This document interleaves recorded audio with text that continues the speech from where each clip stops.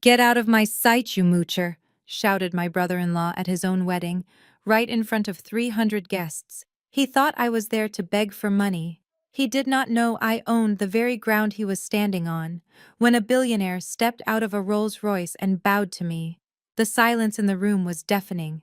Before I tell you how I destroyed their ego and took back everything that was mine. Let me know where you are watching from in the comments. Hit like and subscribe if you love seeing justice served cold, because this is a story about how the person they called trash turned out to be the treasure. My name is Nia, and I am 32 years old, working as a quiet archivist in the dusty basements of the city library. Or at least, that is what my family thinks. Standing in the grand ballroom of the Sterling Estate in Savannah, Georgia, I felt the familiar weight of being the outsider. Looking in the air was thick with the scent of expensive lilies and old money humidity, the kind that makes your skin prickle. My younger sister, Tasha, was marrying Preston, a man whose family claimed to trace their lineage back to the founding of the colony. I wore a simple navy dress, clean and pressed, but undeniably modest, compared to the sea of designer silk and chiffon surrounding me. I was not trying to outshine anyone. I just wanted to see my little sister happy. That was all I had ever wanted since our parents died in a car crash 10 years ago, leaving me to raise a teenage Tasha alone. I adjusted my glasses and scanned the seating chart displayed on a gilded easel near the entrance table.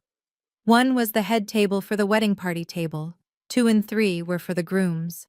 Family table 4 was for important investors and business partners. I ran my finger down the list, looking for my name. Surely the sister of the bride would be at table 5 or 6, close enough to see the tears in Tasha's eyes when she said, "I do." But my name was not there. I kept looking, scanning further down the list, past the distant cousins, past the college friends, past the business associates. Finally, I found it. Nia Brooks' table, 45. Confusion clouded my mind as I turned to look at the layout of the ballroom. The tables were arranged in concentric circles, radiating out from the dance floor. Table 45 was not even in the main circle. I walked past the crystal centerpieces, catching the light of the chandeliers, past the velvet chairs and the waiters holding silver trays of champagne. I walked until the carpet changed from plush wool to industrial tile, until I could smell the distinct chemical odor of cleaning supplies mixed with cooking grease. There it was, table 45, a folding card table set up right next to the swinging double doors of the kitchen and the restrooms. There were no flowers on it, just a plain white tablecloth that looked like it had a stain on the corner. And I was seated next to the event photographer's assistant and 2 off-duty nannies. This had to be a mistake, I told myself. Tasha would never do this to me. Not after everything I sacrificed. Not after I dropped out of Spelman College to work 2 jobs so she could finish high school. Not after I spent my 20s paying off her credit card debt so she could maintain the appearance of a wealthy lifestyle to catch a man like Preston. I turned around, determined to fix this misunderstanding. I saw Tasha across the room, standing near the raw bar, laughing with her bridesmaids. She looked beautiful but distant, like a porcelain doll placed on a high shelf. I started to make my way toward the family table, weaving through the crowd of Savannah's elite. But before I could get within 20 feet of my sister, a wall of a man stepped in front of me. It was Preston, the groom. His face was already flushed a deep red from the heat and the expensive scotch he had been drinking since noon. He was handsome in a conventional way, with slicked back blonde hair and a jawline that suggested he was used to getting his way, but his eyes were cold, hard, flinty things that looked at me with pure disdain. "What the hell do you think you are doing?" Preston hissed, his voice low but venomous enough to cut through the chatter of the nearby guests. I took a step back, startled by his aggression. "Preston? I think there has been a mistake with the seating chart." I began, trying to keep my voice calm. "I am at table 45, by the kitchen. That cannot be right. I am the maid of honor's sister. I am family." Preston let out a short, sharp laugh that sounded like a bark. "There is no mistake, Nia. You are sitting exactly where you belong, We put you back there so you would not embarrass us with your second-hand clothes and your desperate neediness. Look at you. You stick out like a sore thumb in this room. The insult landed like a slap, but I refused to flinch. I straightened my spine, looking him in the eye. I may not be wearing designer labels, Preston, but I paid for Tasha's dress. The one she is wearing right now cost $5,000 and I sent her the money last week because your credit card was declined. Preston's face turned a shade of purple I had never seen before. He stepped closer, invading my personal space, looming over me, with the threat of violence. "Keep your voice down, you lying little moocher," he spat the words out, spraying a fine mist of saliva. "Everyone knows you are just a broke librarian. Tasha told me everything. How you are always guilt-tripping her for money. How you are jealous of her success because you failed at life." I felt the blood drain from my face. Tasha had told him that after I spent 10 years eating instant noodles so she could eat steak, after I lived in a studio apartment so she could have a dorm room, she had twisted our history to make herself the victim and me the villain. Shame burned in my chest. Not for myself, but for her, for the lies she had to tell, to fit into this world of smoke and mirrors. "I am not going to sit by the bathroom." "Preston," I said, my voice steady despite the trembling of my hands, "I am going to find my sister and we are going to clear this up right now." I tried to step around him, but he grabbed my arm, his fingers digging into my flesh with bruising force. "Oh no, you do not!" he shouted, and this time he wanted to be heard. Heads turned throughout the ballroom. Conversation died out, replaced by the rustle of silk, as people shifted to watch the spectacle. "You are not going anywhere near my wife. You are only here to mooch off my family's wealth. Well, the free ride ends today. Get out." The silence in the room was absolute. Hundreds of eyes were fixed on us, judging, assessing, enjoying the drama. I looked past Preston, searching for Tasha, seeking her eyes, begging her to step in to defend me, to tell the truth. But Tasha stood by the raw bar, her back turned to me, pretending to be engrossed in a conversation with a woman in a feathered hat. She knew what was happening, and she was choosing to let it happen. She was choosing her new life over the sister who had saved her. "Let go of my arm, Preston," I said, my voice dropping to a dangerous whisper, "or you will regret it." "Is that a threat?" he scoffed, releasing me with a shove that sent me stumbling backward into a waiter carrying a tray of empty glasses. The crash of shattering crystal echoed through the high ceilings, drawing even more attention. "Security," he bellowed, waving his hand toward the entrance. "Get this trash out of the VIP section. She is trying to cause a scene because she did not get a handout." Two large security guards started moving toward us, their faces grim. Preston smiled, a smug, satisfied smirk that made my stomach turn. He reached out to a passing server and grabbed a full glass of red wine. "Look at you," he said loud enough for the back row to hear. "You are a stain on this event. Naya, you are dirt beneath our feet and you need to be washed away." Before I could react, before I could dodge or speak or do anything, he flicked his wrist with a casual cruelty that stopped my heart. A dark crimson arc of expensive vintage wine flew through the air, splashing across my face, soaking into my hair and dripping down the front of my pale navy dress. The cold liquid shocked me. Gasps erupted from the crowd. But nobody moved to help me. Nobody offered a napkin. Nobody told him he had gone too far. I stood there, wine dripping from my chin, staining my clothes, looking like a vision of humiliation, while Preston stood tall and righteous, holding the empty glass like a weapon. "You don't belong with us," he said, his voice dripping with contempt. "Now get out before I have you thrown out." I wiped the wine from my eyes, my vision blurring not with tears, but with a cold, hard clarity. I looked at him, at his arrogant face, at his cruel smile, and then I looked at the grand arches of the Sterling estate. The historic molding on the ceiling, the marble floors beneath our feet. He thought he had won. He thought he had broken me. But he had just made the biggest mistake of his life, because he did not know who he was really talking to, and he definitely did not know who was about to walk through those front doors.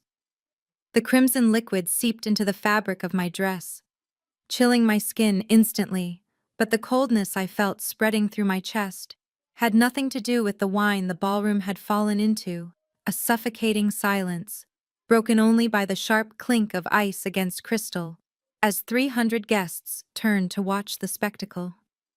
I stood frozen, my hands hovering uselessly over the ruined bodice of the navy dress I had bought specifically to be invisible to simply blend into the background of my sister's big day. But now I was the center of attention, a bright red stain on their perfect white fantasy. Before I could even reach for a napkin, a woman appeared at Preston's side. It was his mother, Catherine, a woman who wore her pearls like armor and her smile like a weapon. She did not look at my face. She did not ask if I was okay or apologize for her son's behavior.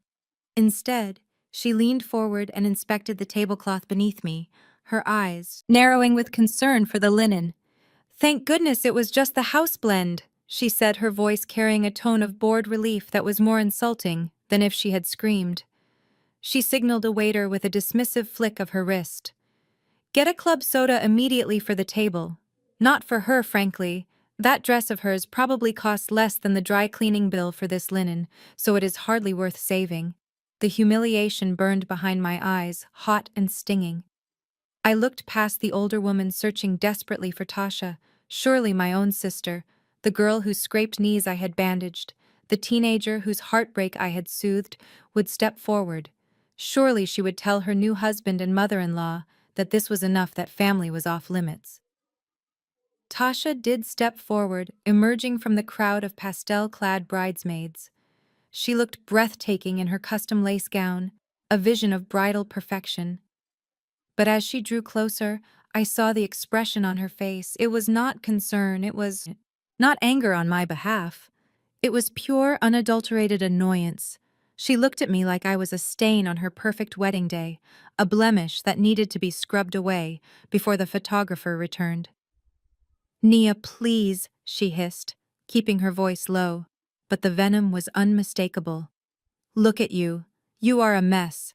Go to the restroom and clean yourself up right now. You are making me look bad in front of the Prestons." "They are old money, Nia. They come from lineage and dignity, and you are standing here dripping cheap wine like some sort of party crasher." Her words hit me harder than the wine had, making me look bad. That was all she cared about. I swallowed the lump in my throat, my voice trembling as I whispered, "Tasha, how can you say that I am your sister? I literally wired you $5,000 last week for that dress you are wearing right now, because you called me crying. That Preston's cards were maxed out." Tasha's eyes went wide with panic. She looked around quickly, ensuring no one within earshot had heard me.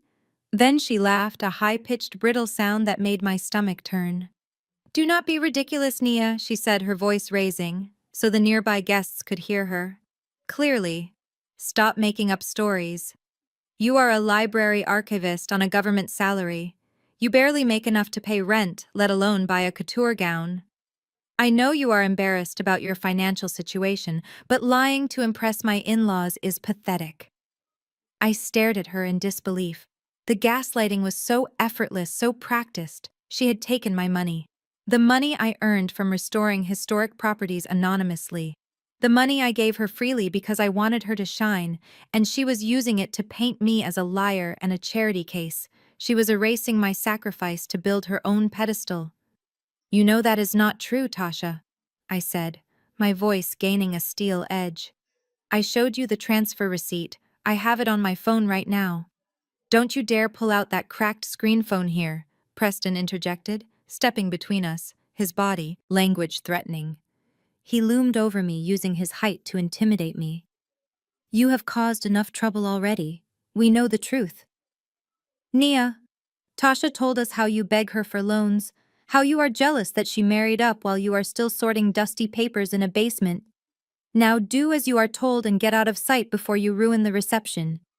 I turned to leave my dignity hanging by a thread. I just wanted to get my bag and go. I wanted to leave this toxic house of cards and never look back. But as I reached for my clutch on the table, Catherine's hand shot out and clamped down on my wrist. Her grip was surprisingly strong, her nails digging into my skin. "Not so fast," she said, her voice sharp and commanding security. Two large men in dark suits materialized from the shadows of the ballroom, stepping up behind me. "I saw her put something in her bag," Catherine announced loudly, addressing the room at large. "We have had a few silver spoons go missing during the cocktail hour, and I saw this woman, furtively shoving things into her purse before the wine incident." I tried to pull my arm away, but she held fast, my face burning with a new level of shame. "Mrs. Preston, I have not taken anything. This is insane. I just want to leave."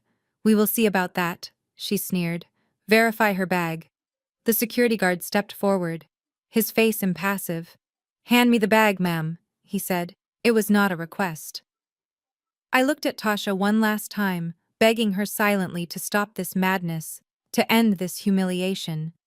She bit her lip and looked away, pretending to adjust her veil, choosing her fantasy life over her flesh and blood. "Fine," I said, my voice cold. I thrust the small worn leather clutch toward the guard. "Take it, look. There is nothing in there but my personal property." The guard took the bag, and instead of looking inside, he turned it upside down and dumped the contents directly onto the white tablecloth. The clatter of objects hitting the table echoed in the silent room. It was a pathetic display amidst the crystal and fine china. Out tumbled a plastic travel hairbrush, a packet of tissues, a tube of drugstore lip balm, a single bus ticket back to my apartment, and a beat-up leather notebook held together by a rubber band. Preston snorted a laugh, picking up the bus ticket between two fingers as if it were contaminated. "See, Mother, I told you, she is destitute.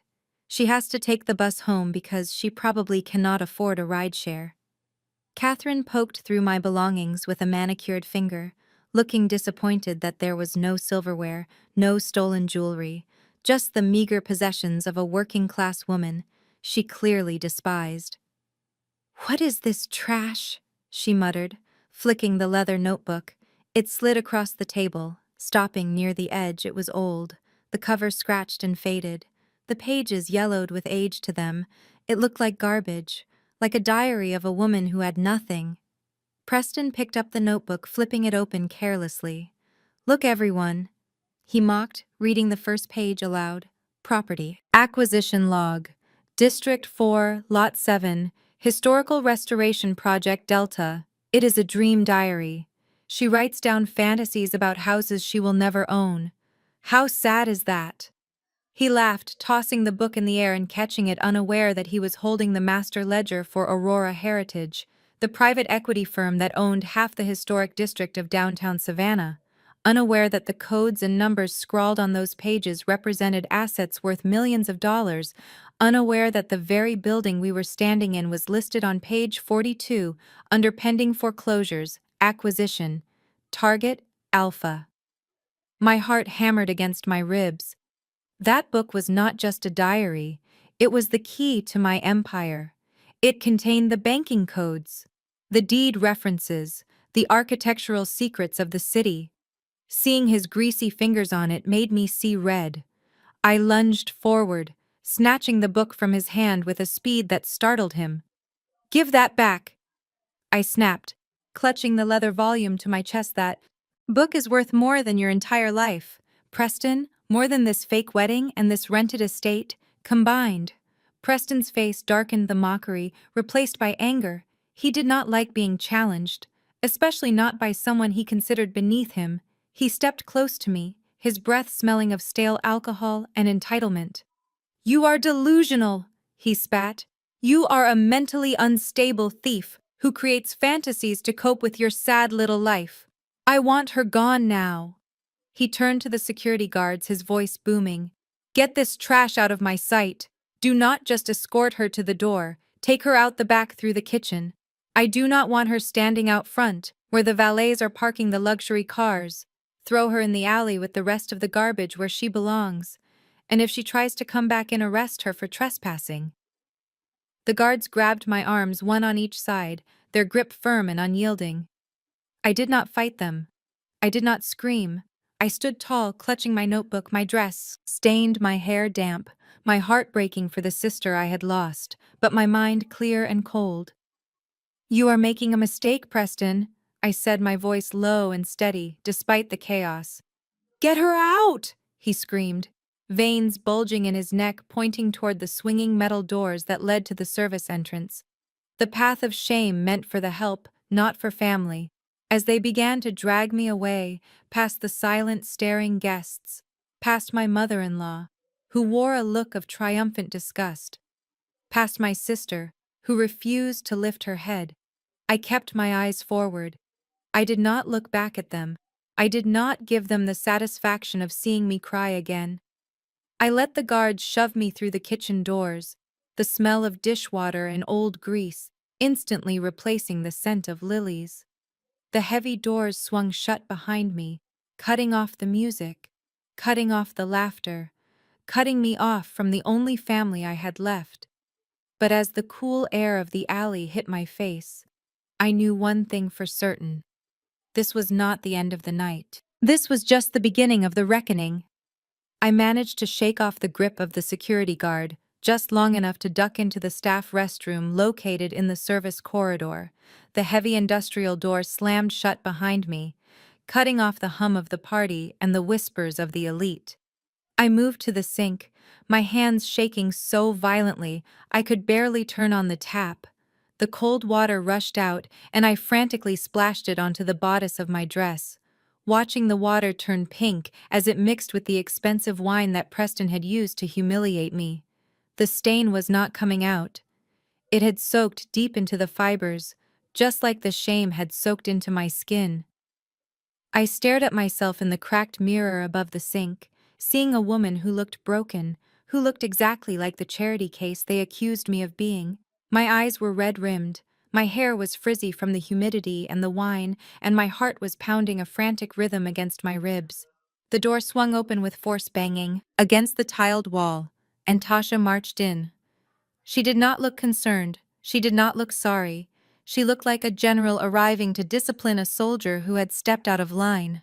She locked the door behind her and leaned against it, crossing her arms over her pristine white gown. The contrast between us was blinding. She was the picture of bridal elegance, and I was the wet-stained embarrassment. "Are you happy now?" Tasha asked, her voice dripping with ice. "You just had to make a scene, didn't you? You just had to make my wedding day about you." I spun around, water dripping from my chin. "Make it about me." Preston assaulted me. "Tasha," he threw wine on me because I sat in the seat. "You assigned me. I paid for that dress you are wearing. I paid for the caterer deposit last month when you said your funds were tied up. How can you stand there and let them treat me like this?" Tasha rolled her eyes, inspecting her manicure, as if my pain was boring her. "Keep your voice down. The staff can hear you, and honestly, Nia, you are being dramatic. Preston is under a lot of pressure. His family expects perfection, and having you lurking around looking like a sad, poor relative was stressing him out. You should have just stayed in the back like you were supposed to." I gripped the edge of the sink, my knuckles turning white. "Do you remember 10 years ago, Tasha? Do you remember the night the police came to tell us Mom and Dad were gone? You were 16 years old and you couldn't stop screaming. I held you for 3 days straight.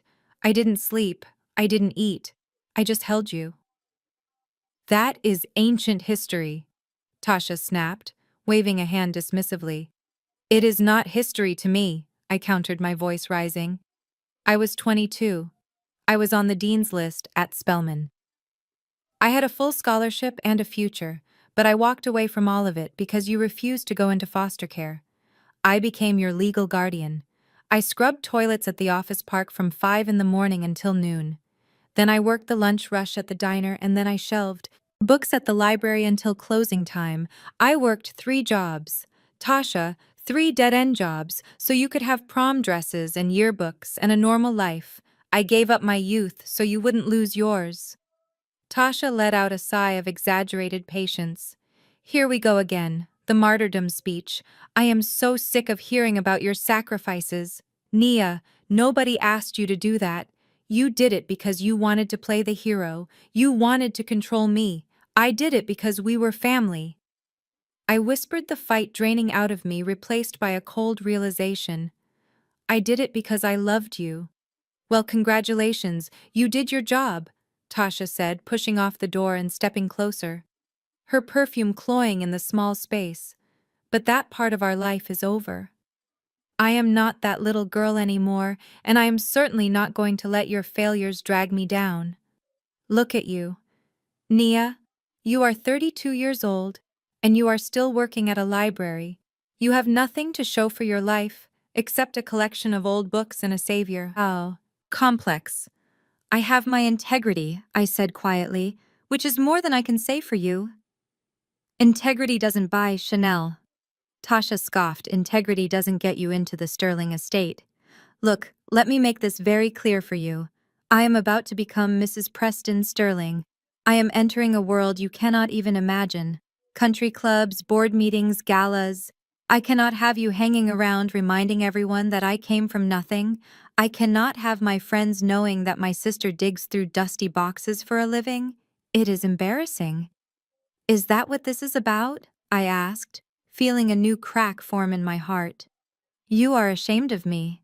I am realistic, Tasha corrected, checking her reflection in the mirror and smoothing a stray hair. And frankly, I had to do some damage control. Preston and his mother were asking questions about why you are so broke, why you are always living paycheck to paycheck. What did you tell them? I asked, a sense of dread pooling in my stomach. Tasha turned to face me, a small, cruel smile playing on her lips. I told them the truth. Well, a version of it. I told them Mom and Dad left us a massive life insurance policy, millions of dollars, and a portfolio of properties. My mouth fell open. Tasha, that is a lie. There was no insurance. There was nothing, just debt and a funeral bill. I took 5 years to pay off. They don't know that. Tasha shrugged. I told them you were the executor of the estate. I told them you were jealous and incompetent, and you squandered the entire fortune on bad investments and gambling. I told them that is why we are broke, because you stole my inheritance. The room spun. I grabbed the sink to keep from falling. You told them I stole from you. That is why Preston called me a moocher. That is why Catherine treats me like a criminal. You let them believe I am a thief to explain why you don't have money. It was the only way. Tasha said, her voice hard. Preston's family expects wealth. They would never accept a charity case. I had to explain why I didn't come with a dowry. Blaming you was easy. You are the older sister. You were in charge. If there is no money, it has to be your fault. It fits the narrative perfectly.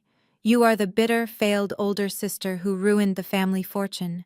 And I am the innocent victim who overcame your mismanagement to marry a prince. You are a monster, I whispered, looking at my sister and seeing a stranger.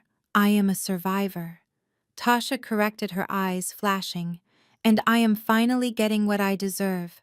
So here is how it is going to work. You are going to leave this property right now. You are going to disappear, go back to your little apartment and your sad little life. Do not call me. Do not text me, and do not ever show your face at my house. And if I tell them the truth, I challenged, if I show them the bank statements proving I supported you for a decade, who are they going to believe? Tasha laughed, the wealthy, beautiful bride, or the wet stain in the service restroom. Nobody cares about your truth. Nia, you are a nobody to them, you are just a cautionary tale. She opened the door. The sounds of the party drifting in the string quartet was playing a waltz. Laughter floated down the hallway, a world I was barred from entering. I am cutting you off, Tasha said, her hand on the doorknob. Consider this, my Independence Day, after this wedding. I am done with you. Do not expect a thank you card.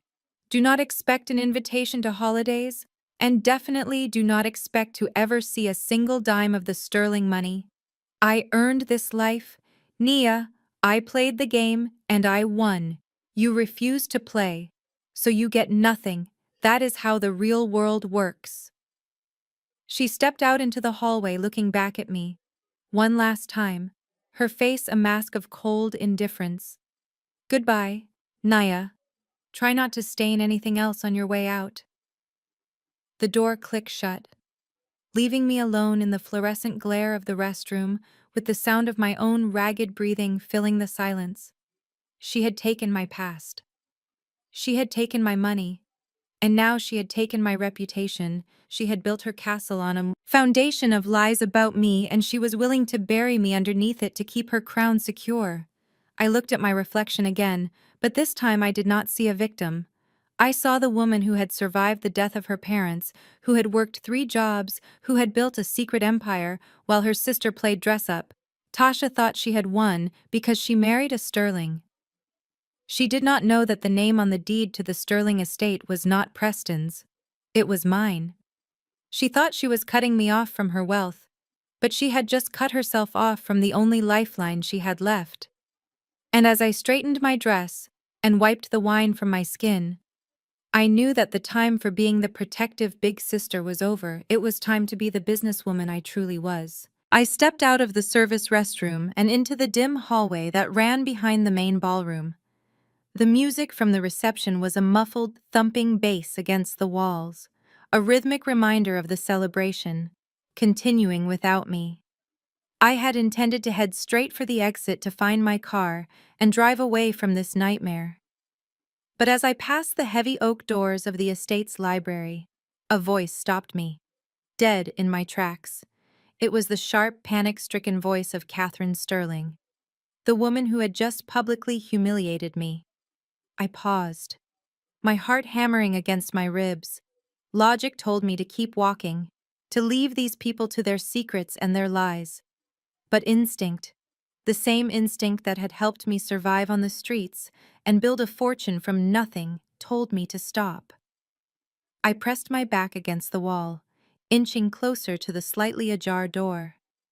The sliver of light spilling out onto the Persian runner was the only illumination in the corridor. "You cannot be serious, Preston," Catherine hissed, her voice trembling with a mixture of rage and terror. "Tell me you did not bounce the check to the caterer. Do you have any idea who they are?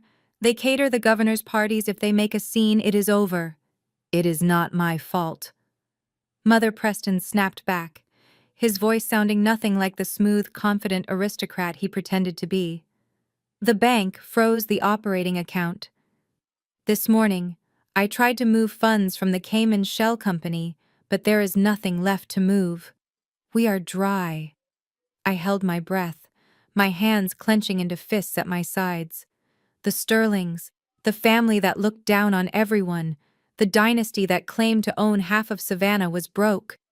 "Keep your voice down," Catherine whispered harshly. "If anyone hears you, we are ruined. Do you understand? Ruined? Your father mortgaged this estate to the hilt 3 times over before he died? I told you we needed to secure the loan from Tasha's trust fund before the wedding. Why didn't you get her to sign the prenuptial asset pledge yesterday?" "Because she wanted to wait until after the ceremony." Preston growled. The sound of glass clinking against a bottle suggested he was pouring himself a drink. "She keeps talking about her sister managing the estate. She said she needed to get the final sign-off from Nia. That is why I was so angry when that woman showed up. I thought she was here to block the transfer." I stood frozen in the hallway, the pieces of the puzzle clicking together with a sickening clarity. Tasha had lied to them about being an heiress to a massive fortune to get them to marry her. But they were lying to her too. They were not the wealthy saviors she thought they were. They were drowning in debt, and they were looking for a life raft. They thought Tasha was their golden ticket. They thought the millions she claimed I had squandered were actually sitting in a trust fund waiting to be tapped. They were marrying her for money. She did not have to save a fortune they had already lost. "So what is the plan now, Catherine?" asked her voice shrill with desperation. "The bank is coming for the keys on Monday morning. Preston. Monday, we have 48 hours before they put a foreclosure sign on the front lawn of the Sterling estate. Imagine the humiliation. We will be the laughingstock of Georgia. We are not going to lose the house, Preston said, his voice taking on a dark, menacing tone that made the hair on the back of my neck stand up tonight. As soon as the cake is cut, I am going to take Tasha into the study. I have the papers ready. They are drafted as a standard spousal asset merger. She won't even read them. She is too busy staring at her ring, thinking she won the lottery. Once she signs, her parents' assets become collateral for our debts. The bank will back off once they see the new liquidity. He was planning to defraud my sister. He was planning to trick her into signing away an inheritance that didn't exist, which would inevitably lead to him discovering her lie and likely destroying her when he realized she was penniless. It was a collision of two massive deceptions, and Tasha was going to be the casualty. "But what about the sister?" Catherine asked, and the venom in her tone made me flinch. "That woman Nia, she is a problem if she really is the executor. She could freeze the accounts before we get access." She was looking at that ledger at the table. "Preston? She knows something. She is not just a broke librarian. She is nothing," Preston scoffed. "I told you I handled it." "How?" Catherine pressed. "I am going to make sure she cannot interfere," Preston said, and the coldness in his voice chilled me to the bone. After the reception, when everyone is leaving, I am going to have security stop her. We will find some of the antique silver in her bag, maybe a few pieces of your jewelry. I will plant them myself if I have to. We will call the police immediately. Grand larceny is a felony. She will be in a holding cell all weekend by the time she makes bail.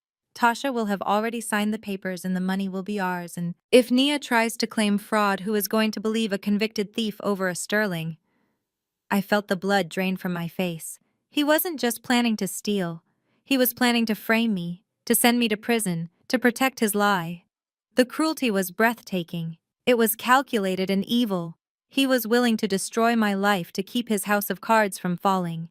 I took a step back, my mind racing. I needed to get out of there. I needed to find Langston. I needed to stop this wedding. But as I stepped backward, the heel of my shoe caught the edge of the runner. I stumbled, my hand flailing out to catch my balance. I hit a pedestal, standing in the hallway, a tall marble column displaying a heavy porcelain vase. Time seemed to slow down.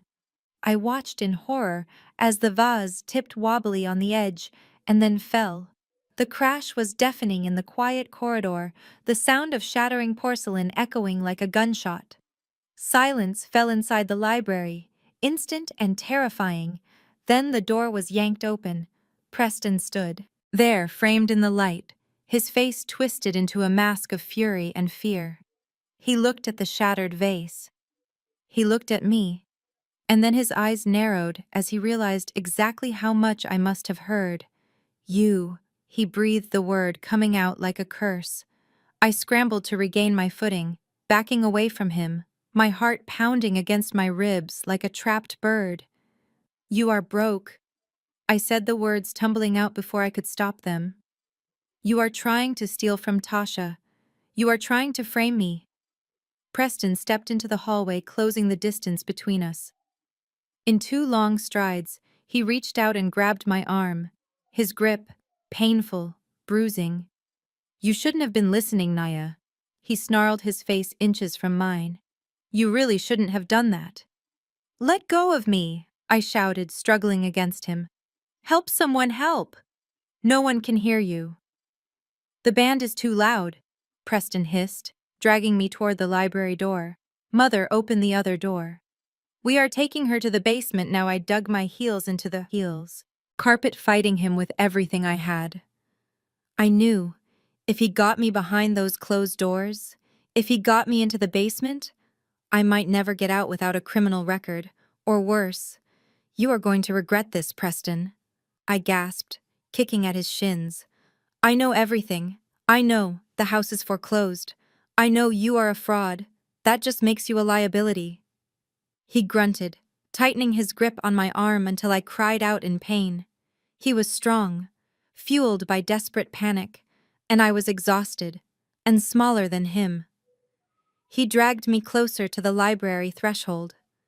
Catherine appeared in the doorway, her face pale, but her eyes hard and merciless.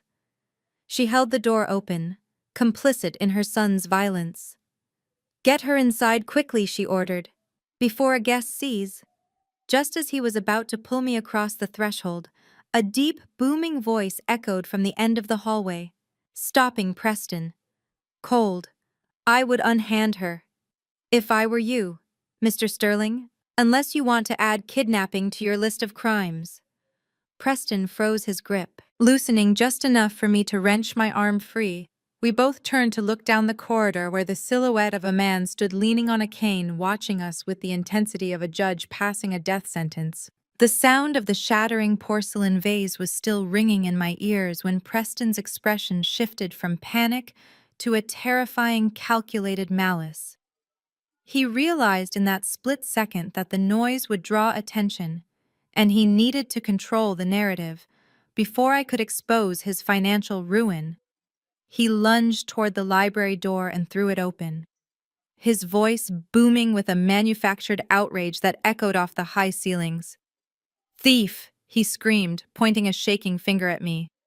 "Security! Get in here immediately! She is trying to steal the collection." The accusation hit me like a physical blow, robbing me of breath before I could even defend myself. Heavy footsteps pounded down the corridor as the private security team he had hired ostensibly for crowd control, but in reality, to police the perimeter of his house of cards, swarmed the hallway within seconds. I was surrounded by 3 large men, their faces grim and unyielding. "She broke into the library," Preston shouted, his face flushed with a convincing performance of victimhood. "She smashed a Ming vase when I caught her trying to shove antique silver into her bag holder. She is dangerous and clearly unstable." It was a lie so bold and so desperate that for a moment I was stunned into silence. I looked at the security guards, searching for a flicker of reason, but they only saw what Preston wanted them to see: a disheveled black woman in a wine-stained dress standing over broken pottery while the wealthy white groom pointed the finger. "I did not steal anything," I said, my voice steady despite the adrenaline coursing through my veins. "Ask him to show you the silver. Ask him to check my pockets." "Do not listen to her," Preston snapped, cutting me off. "She is a grifter. She has been harassing my wife for money all day. Cuff her. Now I want her restrained until the police arrive." The lead guard stepped forward, reaching for his belt. I instinctively took a step back, my back hitting the wall. "You cannot do this," I warned him. "This is false. This is imprisonment." Preston stepped into my personal space, his voice dropping to a hiss that only I could hear. "Let them cuff you. Nia, do not fight it, because if you cause a scene, if you try to expose me, I will tell the police you assaulted me. I have the scratches on my arm from where you grabbed me earlier, and I have 3 guards who will testify. You were violent. Do you think they will believe?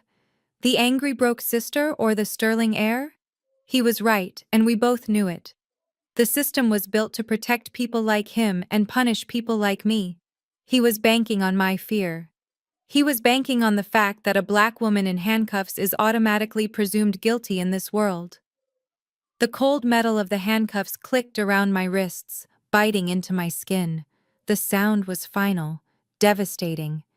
It was the sound of my freedom being stripped away by a man who had none of his own. Preston watched with a satisfied smirk as my hands were locked behind my back, forcing my shoulders into a painful arch. "Take her." Through the main hall, Preston ordered loud enough for the gathering crowd of curious guests to hear. "I want everyone to see what happens when you try to steal from this family. Make an example of her." They shoved me forward, my balance precarious in heels with my hands bound.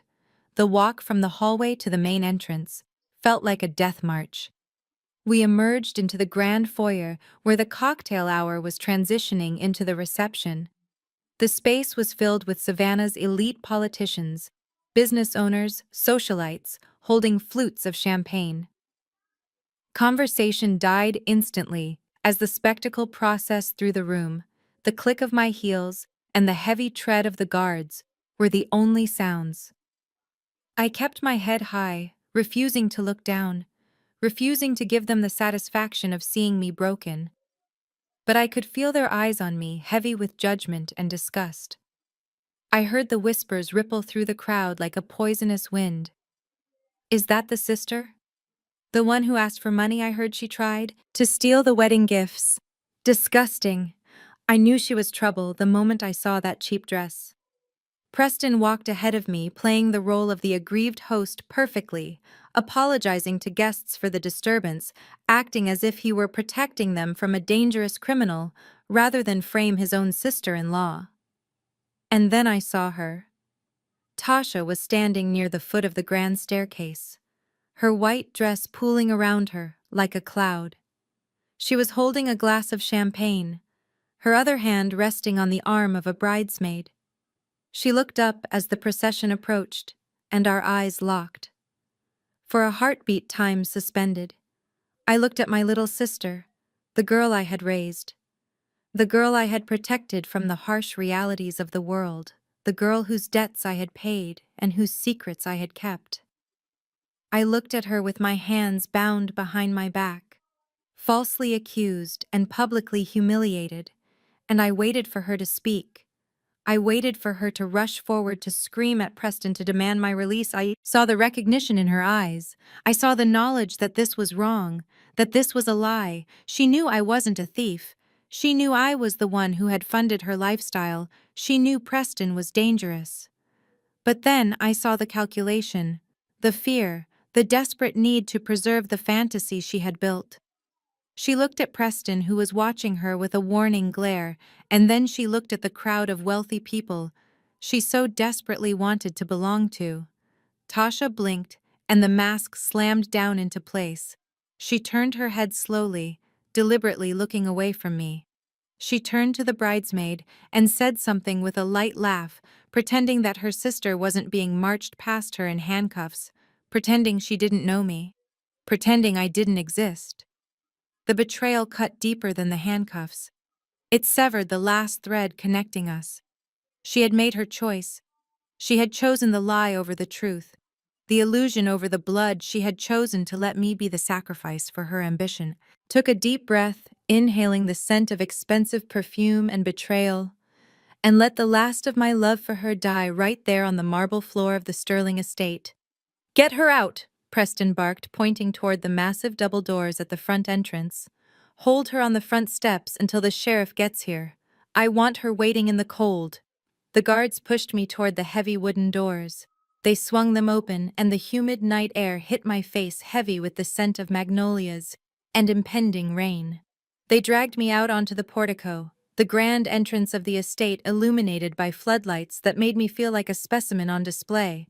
Just as they were about to force me down the steps to the gravel driveway below, a blinding light cut through the darkness.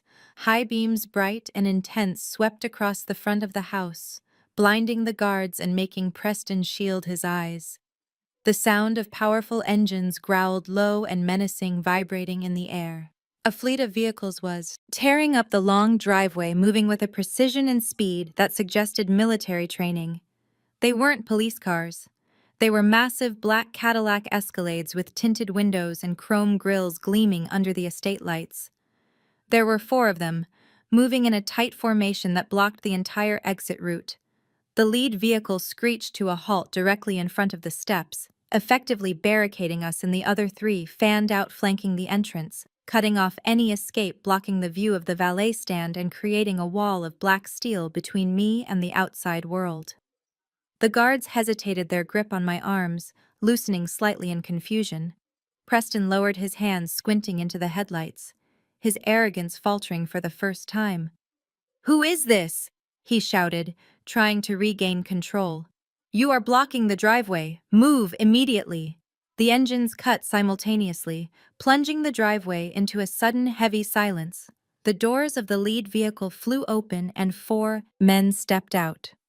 They were giants, dressed in impeccable black suits with earpieces and the distinct bearing of professional protection detail. They didn't look at Preston. They didn't look at the guards. They scanned the perimeter with practiced efficiency before the one closest to the rear door reached out and opened it. A hush fell over the portico. Even the crickets seemed to go silent in anticipation. Preston took a step back, his bluster replaced by a dawn of fear. The guards released my arms completely, stepping away from me as if I were suddenly radioactive. From the back seat of the lead, Escalade, a polished black dress shoe, stepped onto the gravel, followed by the sharp tip of an ebony cane.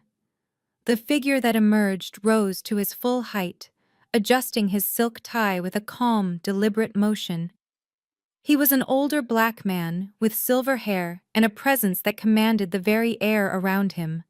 He looked up at the steps, his eyes bypassing Preston entirely, bypassing the guards, bypassing the drama, bypassing. And the noise his gaze locked onto me standing there in my ruined dress and handcuffs, and for the first time all night, I saw something other than contempt. He began to walk up the steps, his cane tapping a rhythmic warning against the stone.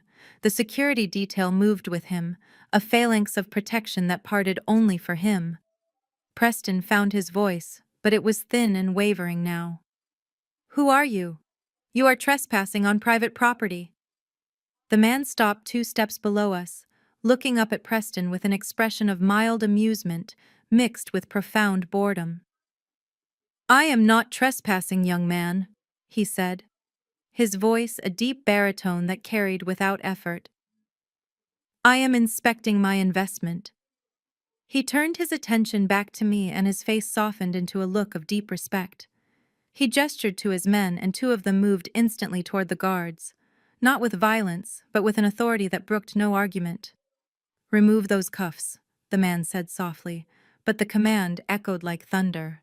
The guards looked at Preston, then at the wall of men in suits, then at the man with the cane, and they made the only logical choice. They reached for their keys, their hands trembling as they unlocked the metal bracelets from my wrists. I rubbed my chafed skin, feeling the blood rush back into my hands. The man stepped up to the landing, standing toe to toe with me. He reached into his breast pocket and pulled out a linen handkerchief, offering it to me with a slight bow. "I believe you have something on your dress, Madam President," he said with a wink that only I could see. I took the handkerchief, dabbing at the wine stain, my mind racing as the pieces finally clicked into place. The emails, the anonymous investor, the paperwork I had signed months ago for the Historical Preservation Fund. Preston sputtered, finding his indignation again. "Madam President, what is going on here? Who do you think you are talking to?" The man turned slowly, pivoting on his cane to face my brother-in-law. He smiled, but it was a smile that promised destruction. "I am Langston Thorne," he said, and the name hit Preston like a physical blow, sucking the air out of his lungs. "I am the man who owns the bank that holds your mortgage. I am the man who just bought your debt, and I am the man who is currently standing next to my boss." He gestured to me, his hand sweeping out in a grand presentation.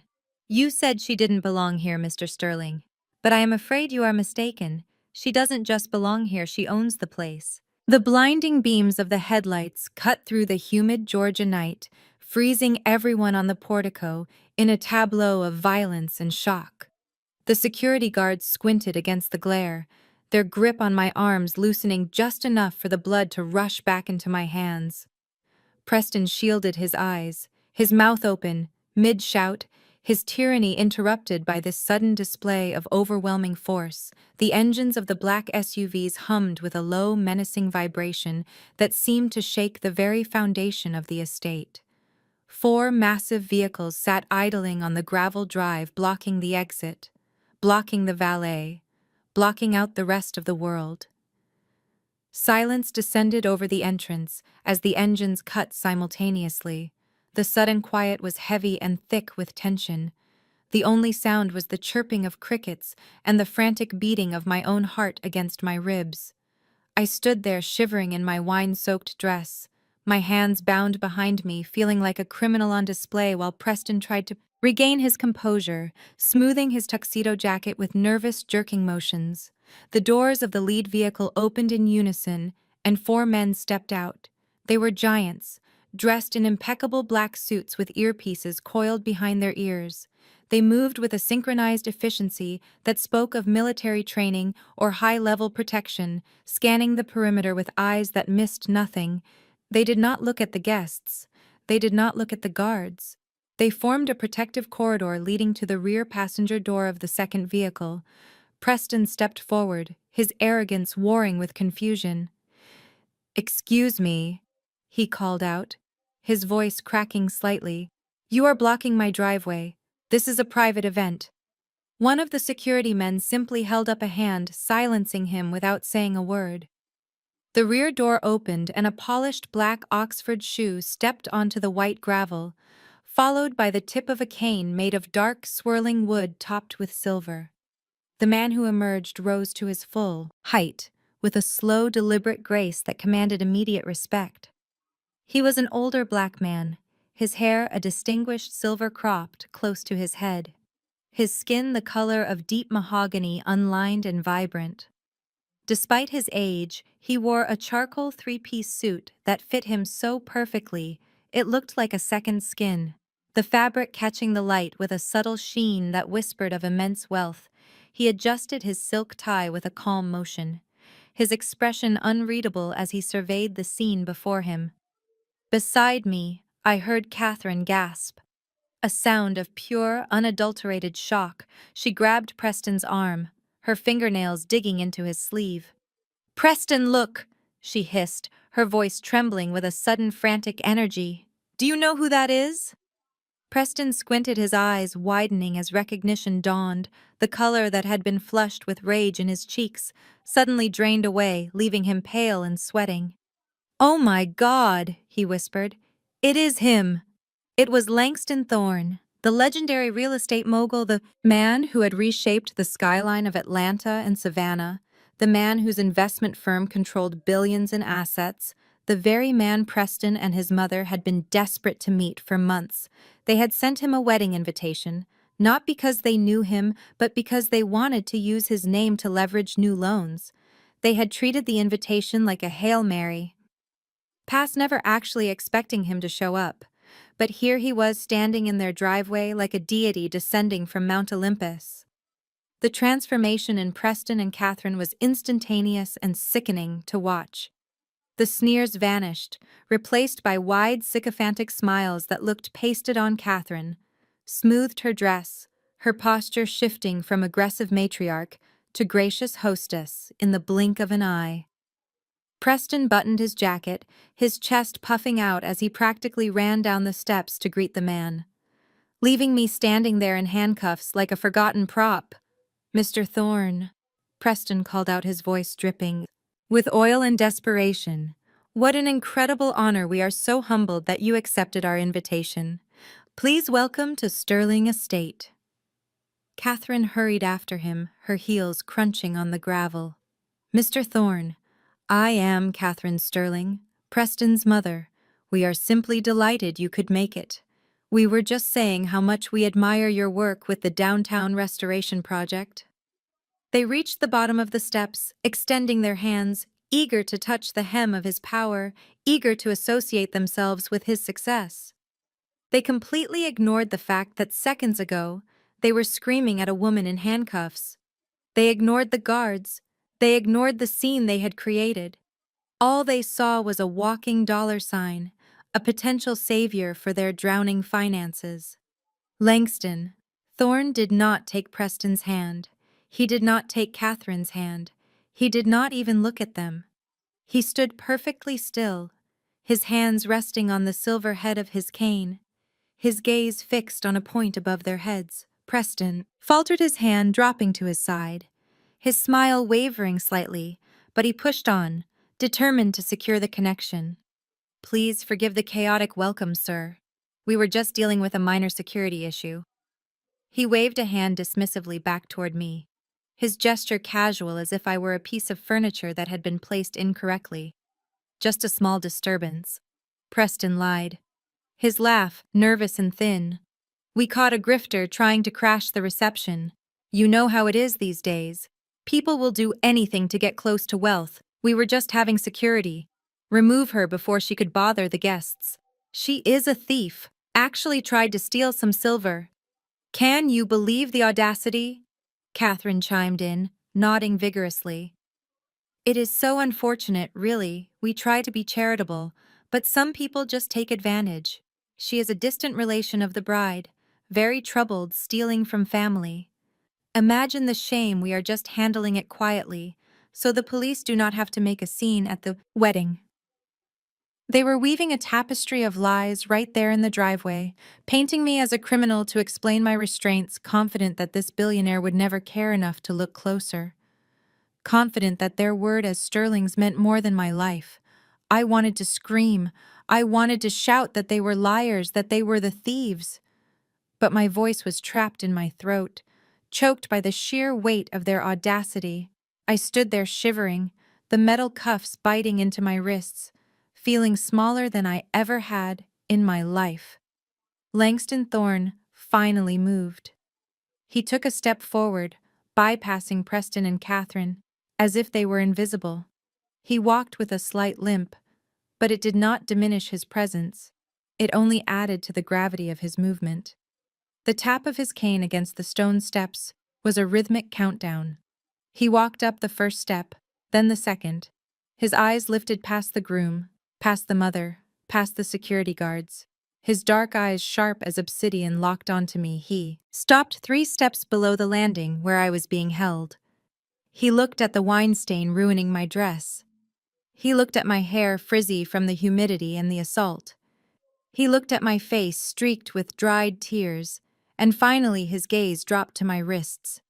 He stared at the handcuffs, the silver metal glinting under the floodlights. The air around him seemed to drop in temperature. The polite indifference on his face vanished, replaced by a cold, terrible fury. His jaw tightened, a muscle jumping in his cheek. His eyes, usually so composed, now burned with a fire that was terrifying to behold. It was not the hot, explosive anger of Preston. It was the cold, destructive wrath of a man who could level cities with a phone call. He did not look at Preston. He did not acknowledge the apology or the explanation. He just stared at the shackles binding my hands, his knuckles turning white as he gripped his cane. Preston, sensing the shift in the atmosphere, hurried to explain again, misinterpreting the silence. "Do not worry, Mr. Thorne, she is restrained. She cannot harm anyone. We are just waiting for the sheriff to come pick her up. She won't be a problem for much longer."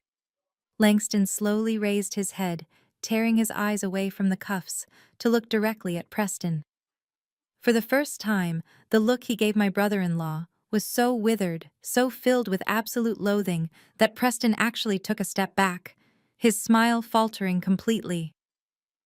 "You put her in chains," Langston said, his voice low, a rumble of thunder before the storm. "You dared to put chains on her." Preston blinked, confused by the intensity of the reaction. "She is a thief, sir." "We had to." "Silence," Langston roared, the sound echoing off the stone facade of the house, making the security guards jump. He turned back to me, his eyes softening just a fraction as they met mine, but the rage still simmering beneath the surface. He looked at the guards holding my arms, his gaze touching them like a physical weight. "Unlock them," he commanded, his voice dropping to a whisper that was louder than a scream. "Unlock them right now, or so help me God, I will bury every single one of you underneath this house." The command to unlock the cuffs hung in the humid night air like a physical weight, but the hired security guards hesitated, their eyes darting nervously between the imposing figure of Langston Thorne and the man who had signed their paychecks for the evening.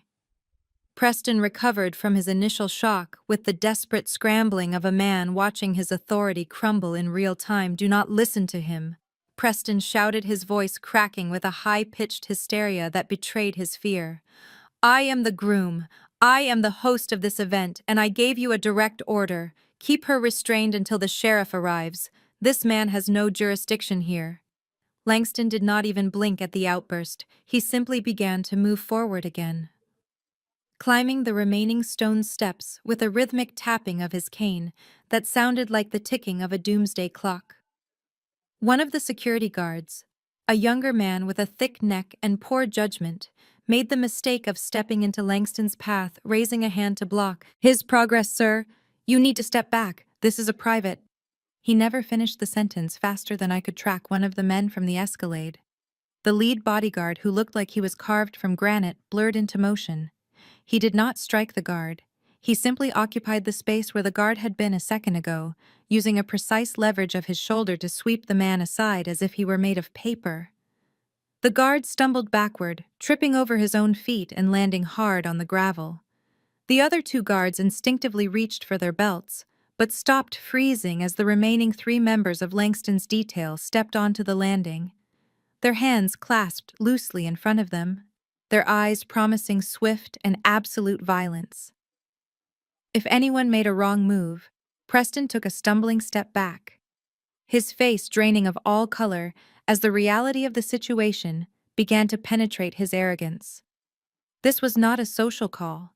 This was an invasion, and he was hopelessly outgunned. Langston reached the top of the landing.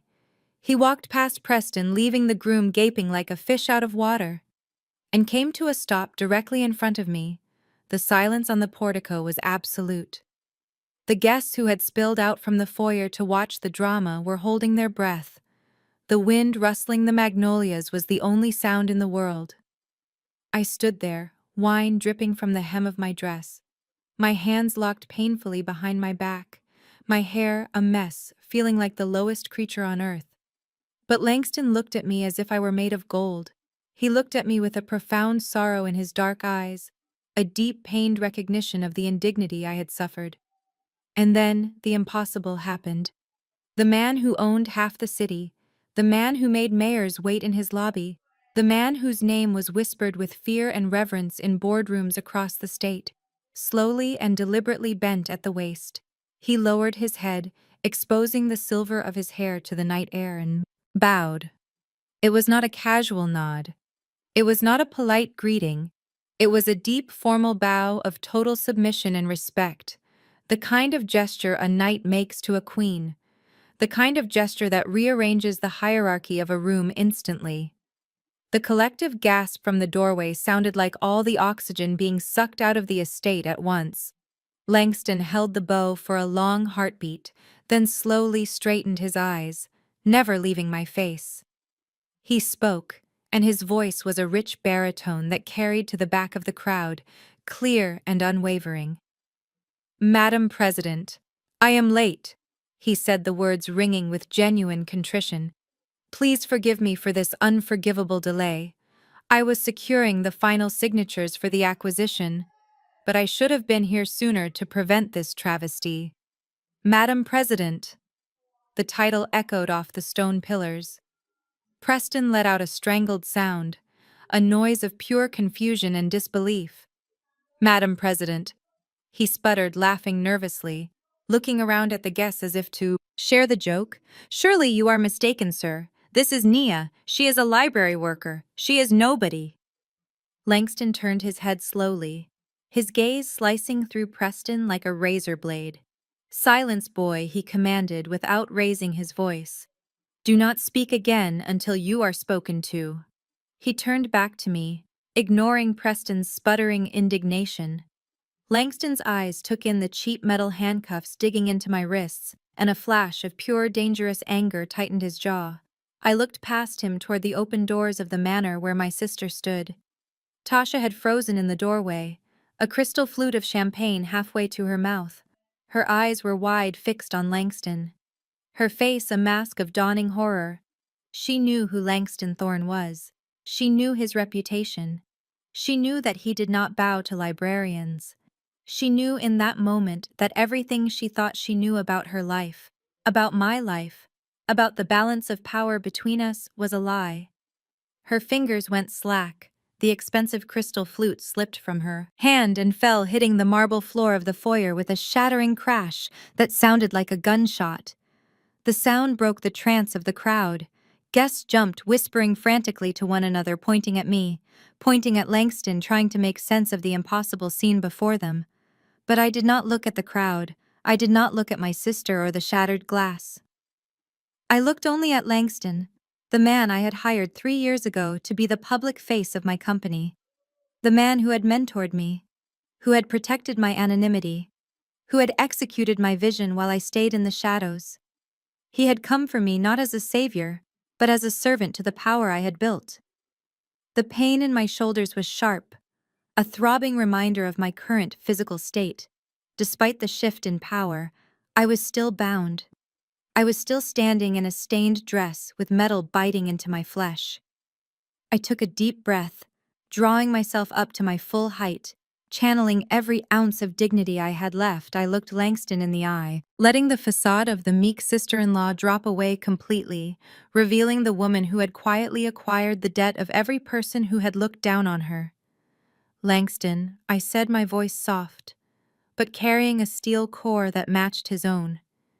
"Get these things off me. My hands are hurting." It was not a request. It was an order. The order of a woman who expects to be obeyed. Langston signaled to his head of security with a sharp nod. The large man moved instantly, stepping past the cowering rental guards. He produced a small universal key from his pocket and moved behind me. There was a click, then another, and the pressure on my wrists vanished. My arms fell to my sides, heavy and aching circulation returning with a painful tingle. I rubbed my wrists, looking at the angry red marks the metal had left on my skin. I looked up at Preston, who was staring at me with the eyes of a man watching a tiger walk out of a cage he thought was locked. "You have made a grave error, Preston," I said quietly, my voice cutting through the silence. Langston stepped to my side, offering me his arm as if we were entering a ball rather than standing in the wreckage of a family dispute. "Shall we go inside, Madam President?" he asked, loud enough for everyone to hear. "I believe we have some evictions to process, and I have the deed you requested in the car." I hooked my arm through his, feeling the solid support of his presence. I looked at the grand entrance of the house, my house, and then at the faces of the people who had tried to break me. "Yes, Langston," I said. "Let us go inside. I want to see my sister's face when she realizes she is standing on my property." The metal cuffs clattered to the gravel as the security guard hastily retreated, his face pale with the realization that he had just manhandled the most powerful woman in the state. I rubbed my wrists, feeling the angry red welts pulsing with heat. But the physical pain was nothing compared to the look on Preston's face. It was a look of pure cognitive dissonance. His brain was frantically trying to reject the reality before his eyes. He looked from the imposing figure of Langston Thorne to me standing in my stained department store dress, and his arrogance scrambled to find a foothold, a way to make the world make sense again, according to his twisted rules. He let out a short, incredulous laugh, a sound that grated against the silence of the night. Stepping forward, he smoothed his tuxedo jacket, regaining a sliver of his unearned confidence. "Surely there is a misunderstanding, Mr. Thorne," he said, his voice dripping with a condescending patience, as if he were speaking to a confused child or a senile relative. "I understand that you are a charitable man, known for your work with the less fortunate, but I think you have been misled about who this woman is." Langston did not move. He did not speak. He simply watched Preston with eyes that were cold and sharp as obsidian, waiting for the man to dig his own grave. Preston took the silence as encouragement, gesturing vaguely at me with a hand that shook slightly. "This is Nia Brooks. She is my wife's older sister, and frankly, she is a bit of a charity case herself. She works in a library filing papers. She has no money, no connections, and evidently no sense of decency, considering she tried to rob us tonight. Perhaps you have her confused with someone else, someone who actually matters. Or maybe she tricked you, somehow spun you." A sob story about being a victim. She is very good at playing the victim. I watched Preston speak, and for the first time, I felt a flicker of pity, not for his situation, which was entirely of his own making, but for his blindness. He was so blinded by class and status, by the belief that worth is determined by the label on your clothes, that he could not see the power standing right in front of him. He looked at me and saw a servant, because he could not imagine a world where a black woman in a simple dress could be a queen. Or, Preston continued, his voice dropping to a conspiratorial whisper that carried clearly in the night air. Is she perhaps your help? Did you hire her for the evening? Maybe she is your maid and she forgot her place. I know good help is hard to find these days. But really, Mr. Thorne, allowing the staff to mix with the guests, creates this kind of confusion. The insult hung in the air, toxic and vile. He had reduced me to a thief, a charity case, and now a servant, all in the span of a minute, unable to conceive that I could be anything else. Langston shifted his weight, the movement small but terrifying. He turned his head slowly to look at Preston, and the air around us seemed to crackle with static electricity. Maid. Langston repeated the word, flat and dangerous. You think the president of Aurora Heritage is a maid? Preston blinked, the smile freezing on his face. Aurora Heritage, he stammered, confused. That is the private equity firm that just bought my company's debt. That is the firm I have been trying to meet with for 6 months. Exactly, Langston said, his voice rising in volume, carrying to the back of the crowd of stunned guests watching from the doorway. And do you know why you have never met the president of Aurora Heritage? Mr. Sterling, do you know why your calls were never returned? Why your desperate emails begging for a lifeline were ignored? Preston shook his head, mute with dread. Because she was busy running the empire. You were trying to beg scraps from Langston, roared the sound, making Preston flinch back physically. He pointed his cane at me, the silver tip gleaming under the floodlights. This woman is not my maid, she is not my charity case, and she is certainly not a thief. She is the founder and majority shareholder of Aurora Heritage. She is the one who approved the acquisition of your failing business. She is the only reason your family is not currently living in a cardboard box under the bridge downtown. She is the hand that fed you while you tried to bite her. The revelation hit the crowd like a shockwave. Gasps erupted from the guests, whispers turning into a roar of disbelief. I saw Catherine clutch her chest, her face going gray. I saw Tasha in the doorway, her hand over her mouth, her eyes wide with terror as she realized the magnitude of her mistake. Preston looked at me, his eyes bulging as if he were seeing me for the first time. Not as Nia, the broke sister, but as the architect of his fate. That is impossible, he sputtered, his voice high and thin. She is broke. Tasha told me she is broke. She drives a 10-year-old car. She lives in a rental. I stepped forward, the soreness in my wrists forgotten, replaced by a cold, burning strength. I drive a 10-year-old car because I don't need a luxury vehicle to validate my existence. Preston? I said, my voice steady and clear.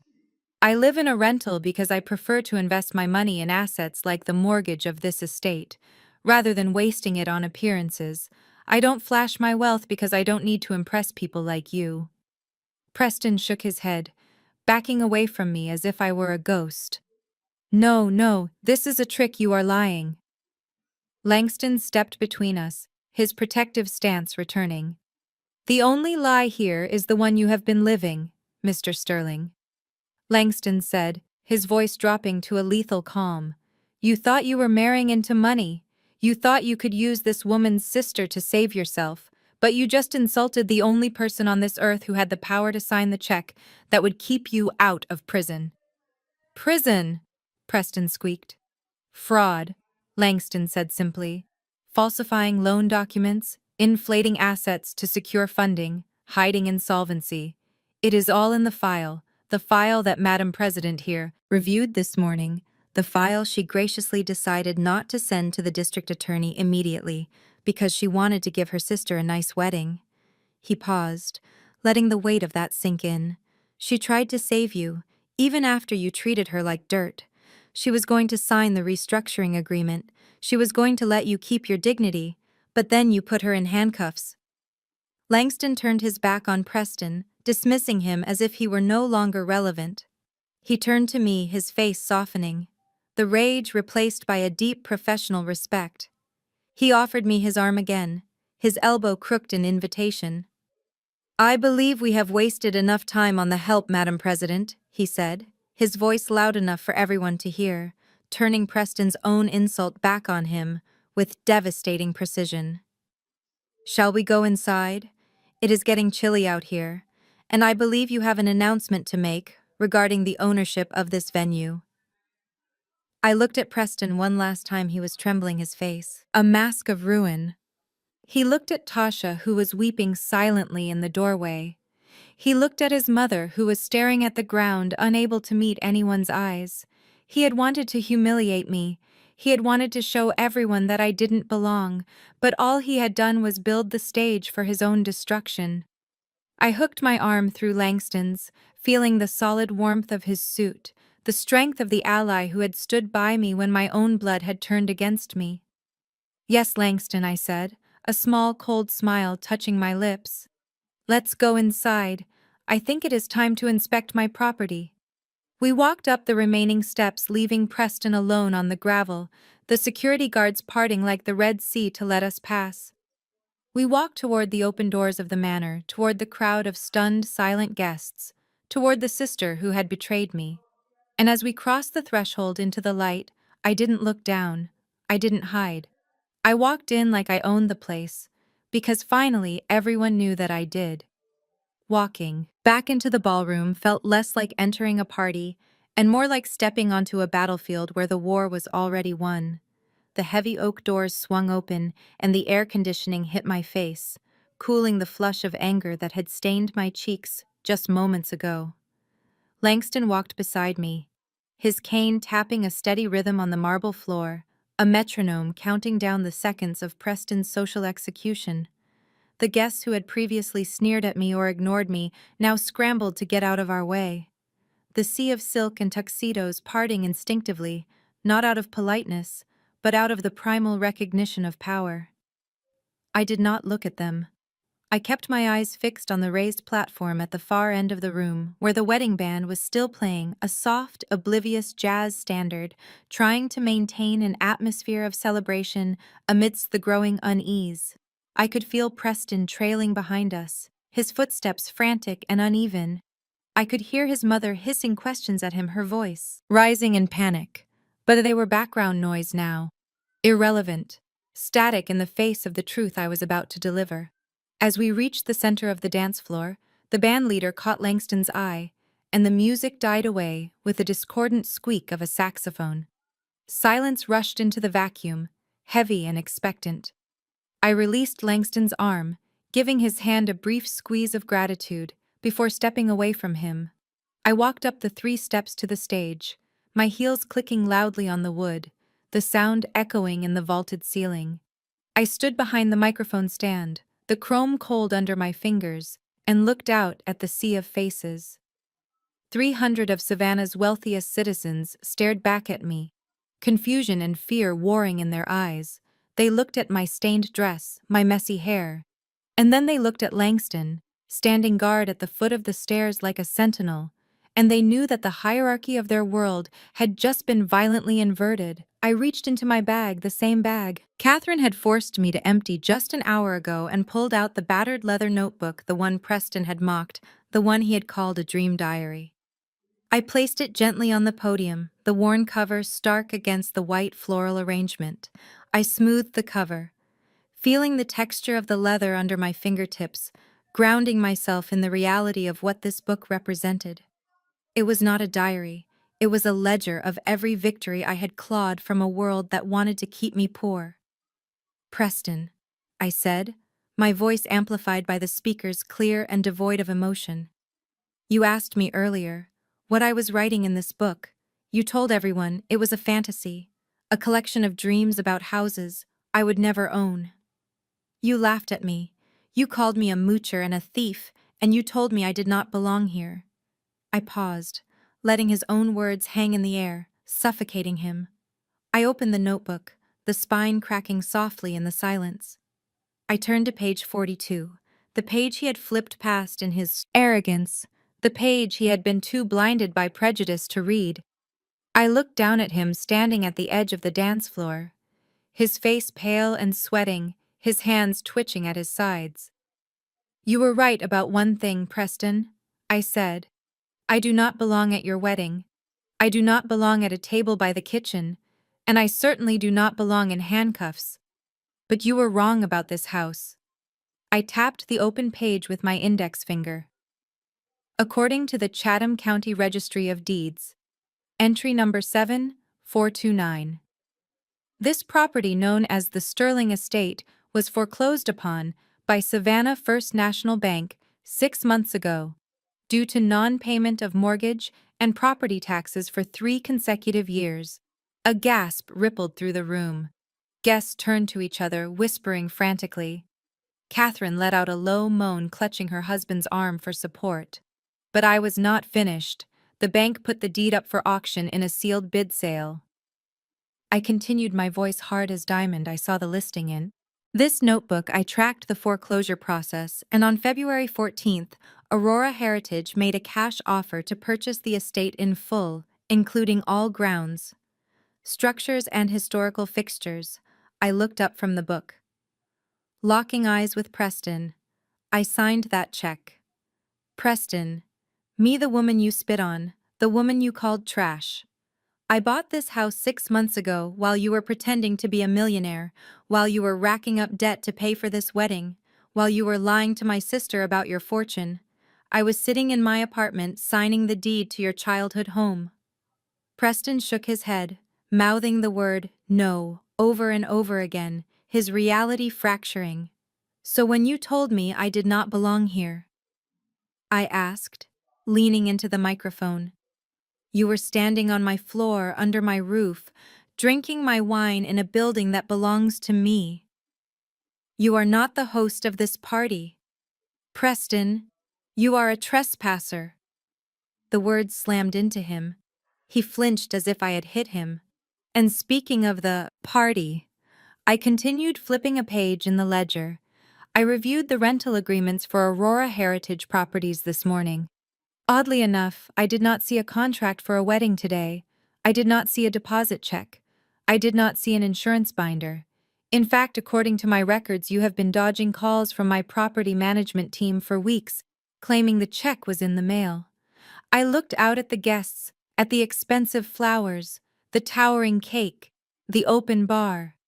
You are throwing a 6-figure party in a stolen venue, expecting my sister's imaginary inheritance to pay the bill when the invoices come due. Well, the landlord is here now, and she is not accepting IOU notes anymore. Tasha was standing near the cake table, her face a mask of absolute devastation. She looked from Preston to me, her eyes wide with the realization that she had bet on the wrong horse. She had sold her sister for a ticket to high society, only to find out the ticket was counterfeit and the sister she betrayed owned the theater. I saw the building manager, a man named Mr. Henderson, standing in the shadows near the kitchen door. He had been avoiding me all night, terrified that I would recognize him, terrified that his negligence in allowing this unauthorized event would cost him his job. He caught my eye now, his face gray with fear. He knew exactly who I was. He knew I signed his paychecks. "Mr. Henderson," I called out into the microphone, my voice sharp. The man jumped, scurrying forward out of the shadows, wringing his hands. "Yes, Ms. Brooks. I mean, Madam President, I am so sorry. I tried to tell them. Save it." I cut him off. "We will discuss your employment status tomorrow. Right now, I have a directive for you."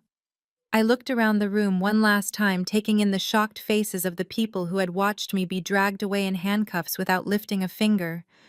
The people who had judged me by my dress and my bank account. The people who thought they were better than me. "This is a private residence," I said, my voice echoing with finality, "and I do not recall inviting any of you." I turned back to Mr. Henderson, who was trembling, awaiting my command. "Cut the power to the band. Turn off the lights in the ballroom and clear this building. I want everyone off my property in 30 minutes, or I am calling the police to report 300 counts of criminal trespass. Mr. Henderson nodded frantically, scrambling toward the sound booth. Tasha screamed a high, thin sound of despair. No, you cannot do this. It is my wedding day. I looked at her cold and unmoved. Your wedding is a fraud, Tasha. Just like your groom, just like your dress, and just like your loyalty to me. Now get out before I have security.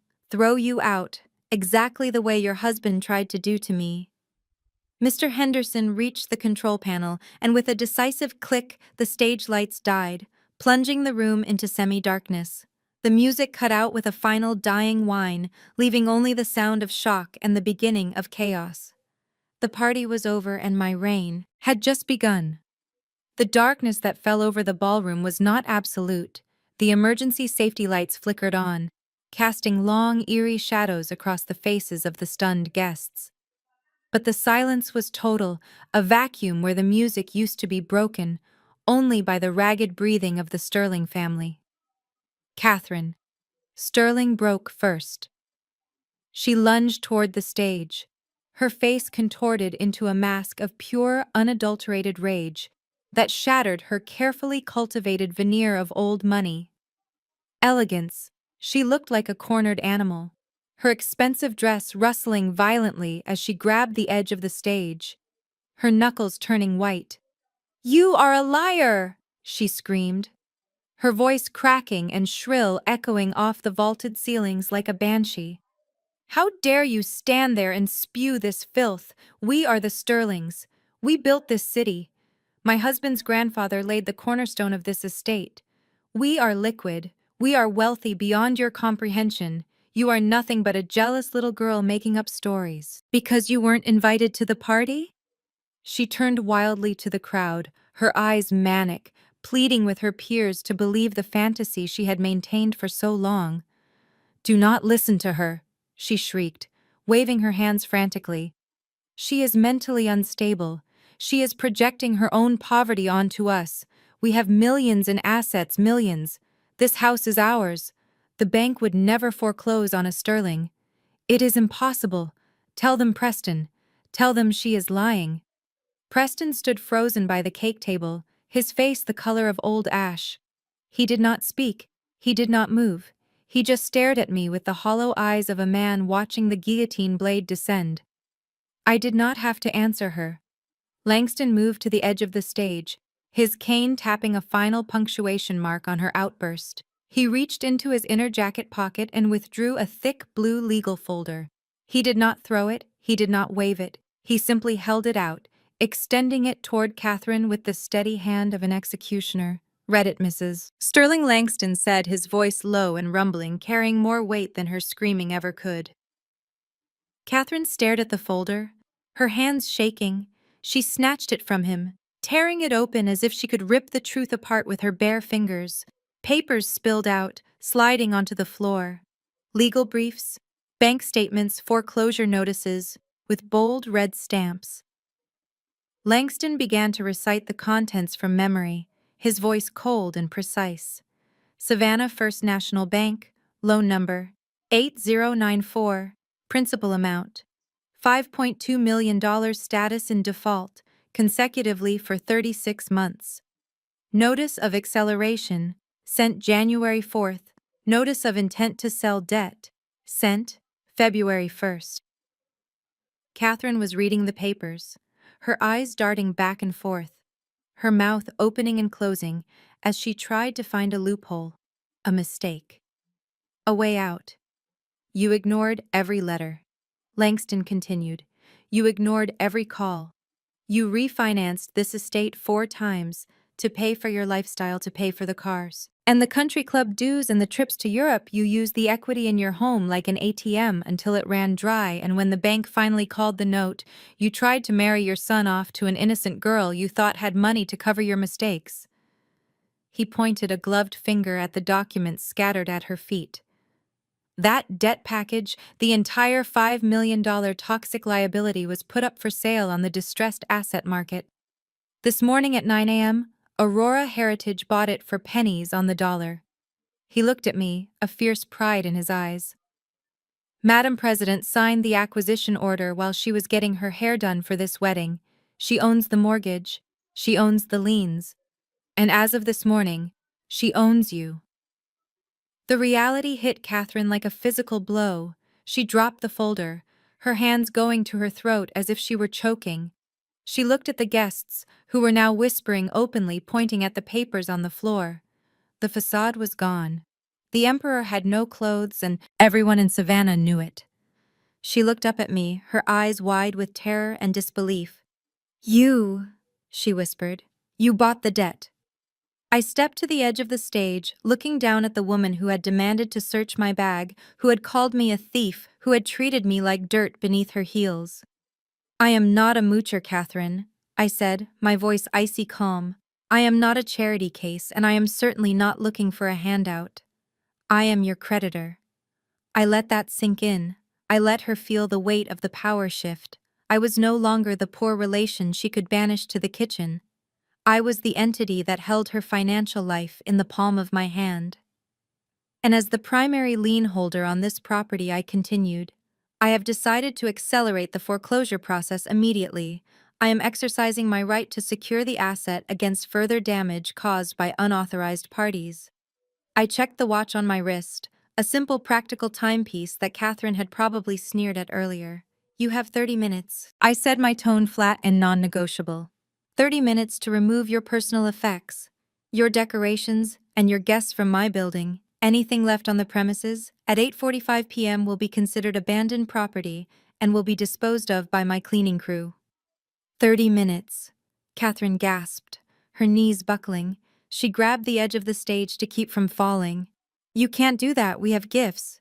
We have catering equipment. We have—" "You have 30 minutes, I repeated, cutting her off. "And I suggest you start with the silver you were so worried about. I would hate for any of it to go missing during the eviction." The brutality of it stunned the room. It was a total dismantling of their dignity. A public eviction of the city's most pretentious family guests began to scramble, moving toward the exits, not wanting to be caught in the fallout. Waiters abandoned their trays, creating a chorus of clattering dishes. The illusion of the perfect wedding dissolved into the panic of a sinking ship. Catherine looked around wildly, seeking an ally, seeking salvation. She grabbed Preston's arm, shaking him violently. "Do something!" she hissed, her voice rising again. "Do something! You are the man of the house. Tell her. She can't do this. Tell her we will sue. Call our lawyers." Preston looked at his mother, his eyes clearing from their shock only to be filled with a dawn of self-preservation. He looked at the debt papers on the floor. He looked at Langston standing like a sentinel. And then he looked at me, the woman he had spit on, the woman who now held his life in her hands. He pulled his arm away from his mother's grip, stepping back from her as if she were contagious. "It is over, Mother," he said, his voice hollow. "It is all over."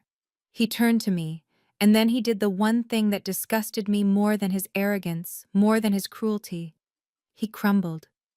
Preston Sterling, the man who had loomed over me, the man who had threatened to frame me for a felony, sank to his knees on the dirty dance floor. He clasped his hands together in a gesture of pathetic supplication, tears streaming down his face, ruining his expensive tuxedo. "Nia, please," he begged, his voice a wet sob. "I didn't know, I swear, I didn't know it was her." He pointed a shaking finger at his own mother, at Catherine, who stood frozen in betrayal. "She made me do it." Preston blubbered the words, spilling out in a torrent of cowardice. "She told me we were broke. She told me I had to find a rich wife or we would lose everything. She planned the whole thing. She told me to be hard on you," she said. "We had to scare you off so you wouldn't look too closely at the finances. I just did what she told me. Nia, I am a victim here too. Please don't ruin me. Please don't take everything. I will do anything you want. Just don't destroy me." I looked down at him, kneeling in the debris of his own life, throwing his mother to the wolves to save his own skin. It was the most pathetic thing I had ever seen. He wasn't a man. He was a hollow shell filled with greed and fear, and looking at him, I didn't feel triumph. I didn't feel joy. I just felt a cold, cleansing indifference. Your 30 minutes started 5 minutes ago. Preston, I said, turning my back on him. Get off my floor before I have security drag you out. The sickening crack of Preston's hand connecting with Tasha's cheek echoed through the silent ballroom like a thunderclap shattering the last remnants of the fairy tale. Wedding facade. Tasha spun from the force of the blow, her white veil whipping through the air before she crashed hard onto the stage floor, her hand flying to her face in shock. But the shock dissolved instantly into a feral rage, the kind born of absolute desperation. She didn't cower, she didn't weep, she let out a shriek that was pure fury and lunged back at him, her manicured nails aiming for his eyes. "You ruined my life!" she screamed, clawing at his face, leaving angry red welts across his cheek. "You fake, you fraud, you promised me the world and you gave me debt," Preston roared in pain, and grabbed her by the shoulders, shaking her violently. His face twisted into a mask of pure hatred. The handsome aristocrat was gone, replaced by a cornered animal, realizing he was trapped. "You trapped me!" he bellowed, spit flying from his mouth. "You lied to me. You told me you had millions. I married you for the money, you useless leech. I married you to save myself." They were a tangle of white lace and black tuxedo, tearing at each other with a viciousness that made the guests gasp and recoil. Tasha kicked out her heel, catching Preston in the shin, sending him stumbling back into the towering wedding cake. The table wobbled and then tipped, sending 4 tiers of expensive fondant and sugar flowers crashing to the floor in a catastrophic explosion of white and gold frosting splattered across Preston's suit, covering the floor in a slippery mess. But they didn't stop. They slipped and slid in the ruins of their celebration, grappling and screaming accusations that peeled back every layer of their deception for the entire city of Savannah to see. I stood at the edge of the stage watching the spectacle with a cold detachment that surprised me 10 years ago. I would have thrown myself between them. I would have taken the blows to protect my little sister. I would have cleaned up the mess and paid the bills and hushed the neighbors. But that Nia was gone. She had died in the hallway when Tasha turned her back on me, the woman standing here now. The president of Aurora. Heritage simply watched the inevitable collapse of a structure built on rot. Langston stepped up beside me, his presence solid and grounding amidst the chaos. He looked at the brawling couple with a mixture of disgust and pity, his cane resting firmly on the floor. "Shall I have security intervene, Madam President?" he asked, his voice low, calm, unaffected by the violence. I looked at Tasha, ripping the boutonniere from Preston's lapel, screaming about her wasted youth. I looked at Preston, shoving her away, his eyes wild with the realization of his bankruptcy. "No," I said softly. "Let them finish. This is the only honest moment of their entire relationship." The guests were fleeing now, moving toward the exits in a panicked herd, anxious to distance themselves from the scandal, anxious to avoid being called as witnesses. Phones were out recording the brawl, ensuring that the downfall of the Sterlings would be trending by morning. Catherine. Sterling was sobbing on the sidelines, clutching her pearls, watching her son destroy the family name in real time. She looked at me pleadingly, her eyes begging for intervention, begging for the mercy she had refused to show me an hour ago. I met her gaze and held it until she looked away, shamed by her own reflection. Sirens began to wail in the distance, getting louder, cutting through the humid night air. I had called them the moment I stepped back into the ballroom. Not for me, but for this. For the fraud. For the violence. For the inevitable end to Preston's schemes. Preston heard them too. He froze, his hands gripping Tasha's arms, his head snapping toward the door. "The police," he gasped, the fight draining out of him, replaced by the cold terror of a man who knows his time is up. He looked at me, and then he looked at the back exit, a desperate plan forming in his eyes. He shoved Tasha away, sending her sprawling into the remains of the cake, and scrambled to his feet, slipping on the frosting. He looked pathetic, covered in sugar and sweat, his tuxedo torn, his face scratched. "I am not going to jail," he panted, looking around wildly. "I am a Sterling. I do not go to jail." He jumped from the stage, landing awkwardly, and started to run toward the kitchen doors, the same doors he had tried to throw me out of, but he didn't make it. 3 steps before the double doors burst open, not by his hand, but from the outside. 6 police officers swarmed into the room, their weapons drawn, their voices booming commands. "Get down on the ground! Police, get down!" Preston skidded to a halt, throwing his hands up, his face crumbling. He dropped to his knees, right there in the middle of the dance floor, sobbing like a child. Not for his wife, not for his mother, but for himself. Behind him on the stage, Tasha sat in the wreckage of the cake, her dress ruined, her hair a disaster. She looked at Preston being cuffed.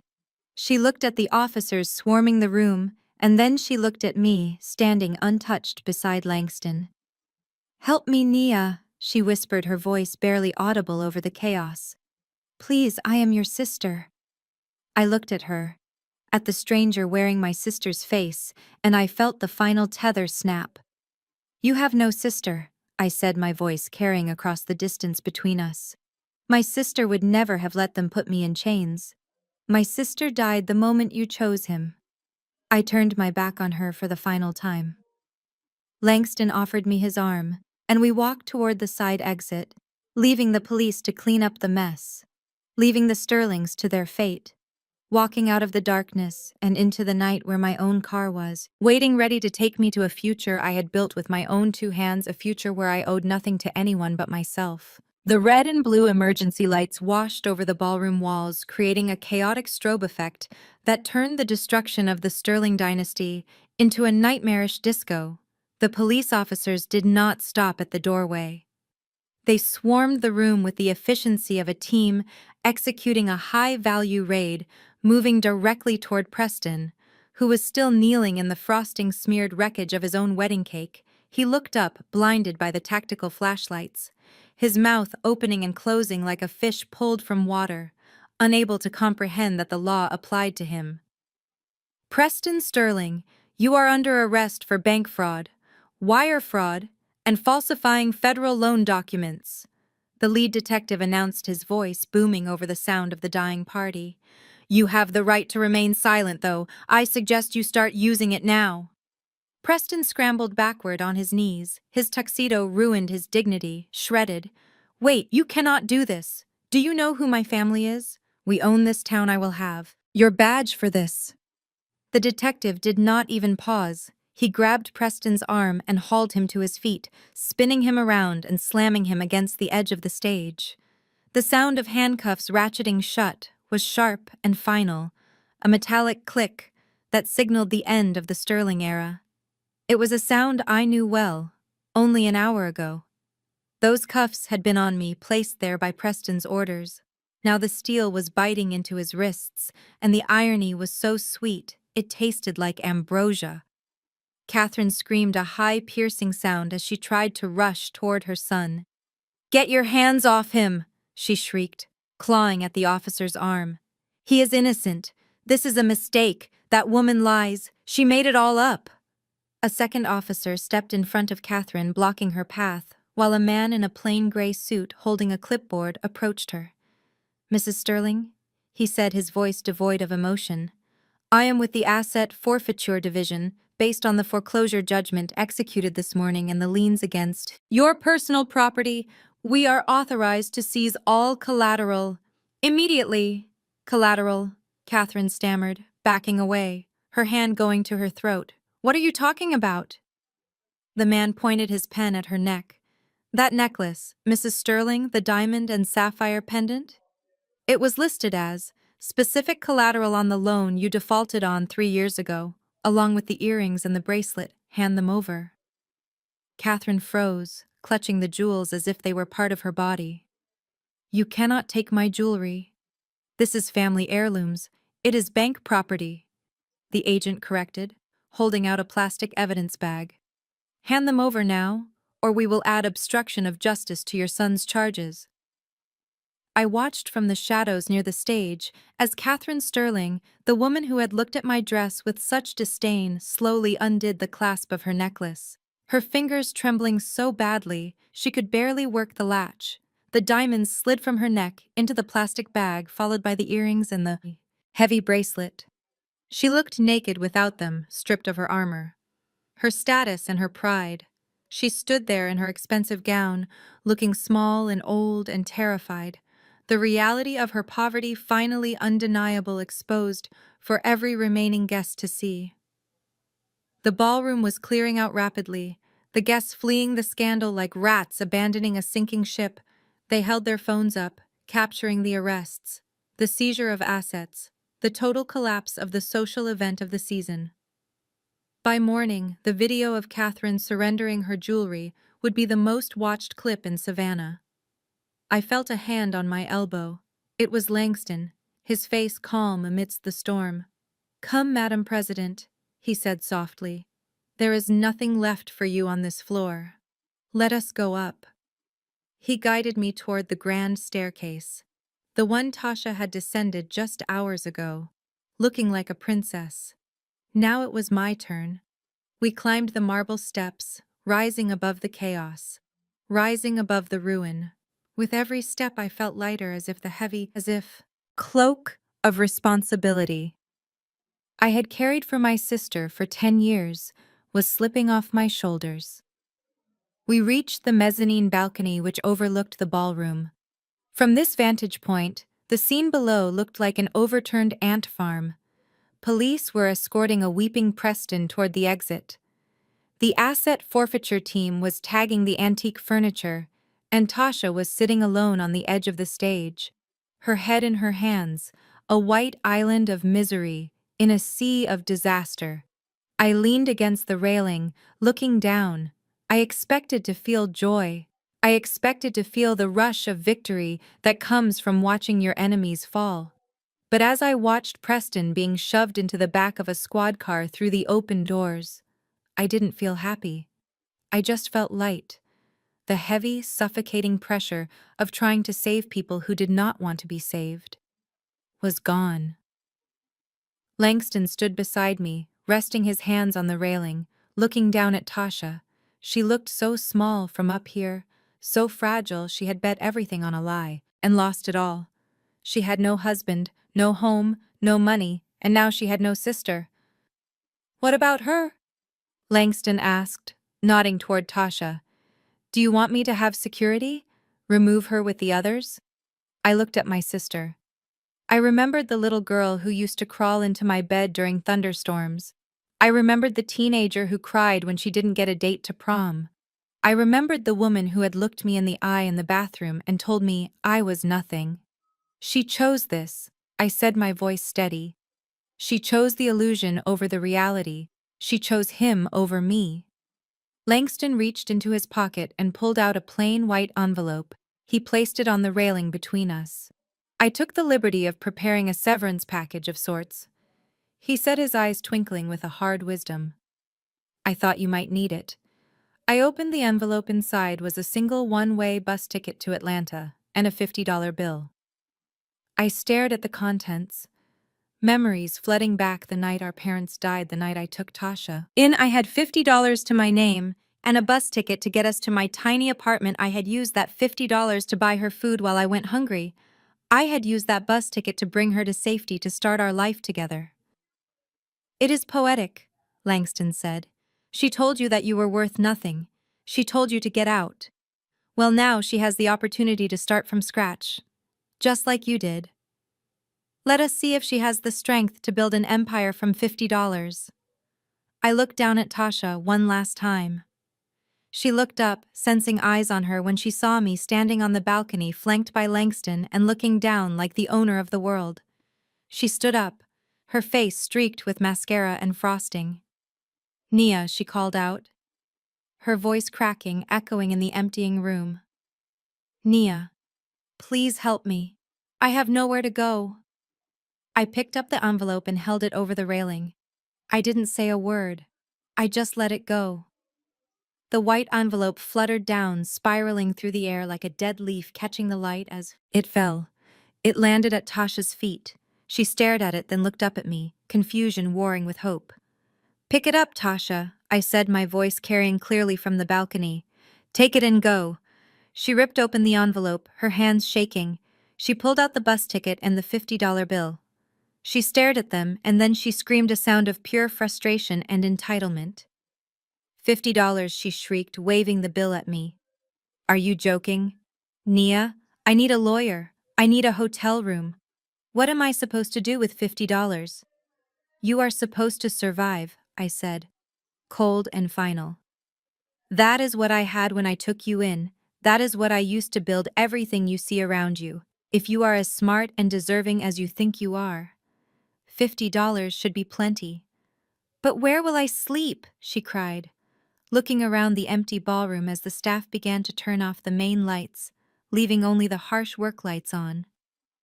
I turned away from the railing, unable to watch her anymore. The bond was severed, the debt severed, was paid. "That is not my problem anymore," I said to Langston. "Let us go. I have a board meeting in the morning and I need to get some rest." We walked away from the balcony, leaving Tasha screaming in the dark, leaving the Sterlings to their jail cells and their shame, walking down the hallway toward the private exit where my car was waiting. I didn't look back. Not even once, because I knew that if I looked back, I might turn into a pillar of salt and I had too much living left to do. The silence that descended upon the estate after the last police cruiser faded into the distance was profound. It was not the empty silence of abandonment, but the heavy, pregnant silence of a battlefield. After the smoke has cleared, the staff had finished clearing the ballroom, moving with the respectful hush of people who knew they were witnessing history. The broken cake was gone. The shattered glass swept away, and the lights dimmed to a respectful glow. Langston and I sat in the library, the very room where Preston had tried to drag me into the basement, the room where I had overheard the plot to destroy my life. It felt different now. The air no longer smelled of desperation and old money rot. It smelled of beeswax polish and the crisp scent of legal documents. Langston placed a heavy fountain pen on the mahogany desk between us, the same desk where Preston's father had likely signed the predatory loans that doomed his family. The document in front of me was the deed transfer, but it was also something more. It was a reclamation. "Are you sure about this, Madam President?" Langston asked, his voice quiet in the vast room. "You could live here, you know. You could move into the master suite and sleep in their bed. You could throw parties here every weekend, just to spite them. It is a magnificent property." Despite the previous owners, I looked around at the floor-to-ceiling bookshelves, the velvet drapes, the marble fireplace. It was beautiful. Yes, but it was also a monument to exclusion. A fortress built to keep people like me, out living here, would feel like wearing someone else's skin. "I do not want to live in a mausoleum." "Langston," I said, picking up the pen, the weight of it familiar and comforting. "I do not want to sleep in a house built on debt and deceit. I want to scrub the Sterling name off the gate. I want to open these doors to the people they looked down on." I signed my name at the bottom of the page, the ink flowing dark and permanent. Nia Brooks, president of Aurora Heritage, with that signature. The Sterling estate ceased to exist. "It will be the Savannah Museum of African American History," I said, laying the pen down. "We will use the ballroom for community events, the bedrooms for visiting scholars, and this library will house the archives I have been protecting in the library basement for 10 years. We are going to fill this house with the truth." Preston tried to hide. Langston smiled, and it was a genuine expression of pride that made him look 10 years younger. "A fitting end to the Sterling legacy," he said, replacing the file in his briefcase, "and a magnificent beginning for yours." We walked out of the house together, leaving the keys on the table for the new security team. I had hired, the night air had cooled the humidity breaking as a gentle breeze rolled in from the coast. The fleet of SUVs had dispersed, leaving only the Phantom gleaming under the portico lights. The driver stood by the rear door, his posture rigid, his face impassive. As we walked down the steps, I felt a strange sensation of weightlessness, the anger that had fueled me for hours, the adrenaline that had kept me standing while I was handcuffed, the grief over losing my sister. It all began to recede, leaving behind a calm clarity. I was not just a survivor anymore. I was an architect of my own fate. I slid into the back seat of the Rolls-Royce, the leather soft and smelling of expensive conditioning. Langston settled in beside me, and the heavy door thudded shut, sealing us into a capsule of silence and safety. The driver started the engine, a purr that was barely audible, and we began to glide down the long gravel driveway. As we approached the massive wrought iron gates, the headlights cut through the darkness, illuminating a lone figure standing just outside the perimeter. It was Tasha. She was still wearing her wedding dress, but it was ruined. The hem was black with mud, the bodice stained with wine and frosting the lace torn at the shoulder. She had kicked off her heels and was standing barefoot on the asphalt, shivering in the night air, clutching the white envelope I had given her as if it were a lifeline. When she saw the car approaching, she scrambled toward the gate, her face twisted in a mask of desperate hope. She waved her arms frantically, screaming my name, though the sound-proof glass reduced her cries to a silent pantomime. "Nia, Nia, please stop!" The driver slowed the car, instinctively glancing in the rearview mirror, waiting for my command. I looked out the window at my sister. She looked like a ghost, a specter of the past, trying to haunt my future. Tears were streaming down her face, cutting tracks through her ruined makeup. She pressed her hands against the iron bars of the gate, begging, pleading, using the weapon of her tears that had worked on me for a decade. Langston shifted beside me, watching me closely, waiting to see if the armor would crack. "Do you want to stop?" he asked, his voice neutral, devoid of judgment. He would stop if I asked him. He would let me roll down the window.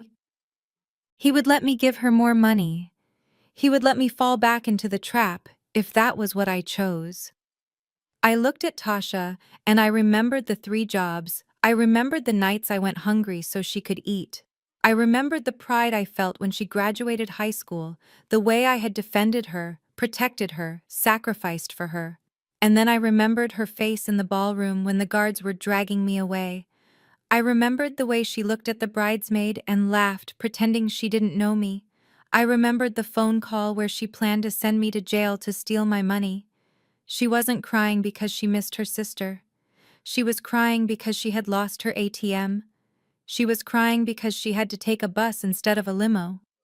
She was crying because for the first time in her life, she was facing the consequences of her own actions without me there to shield her.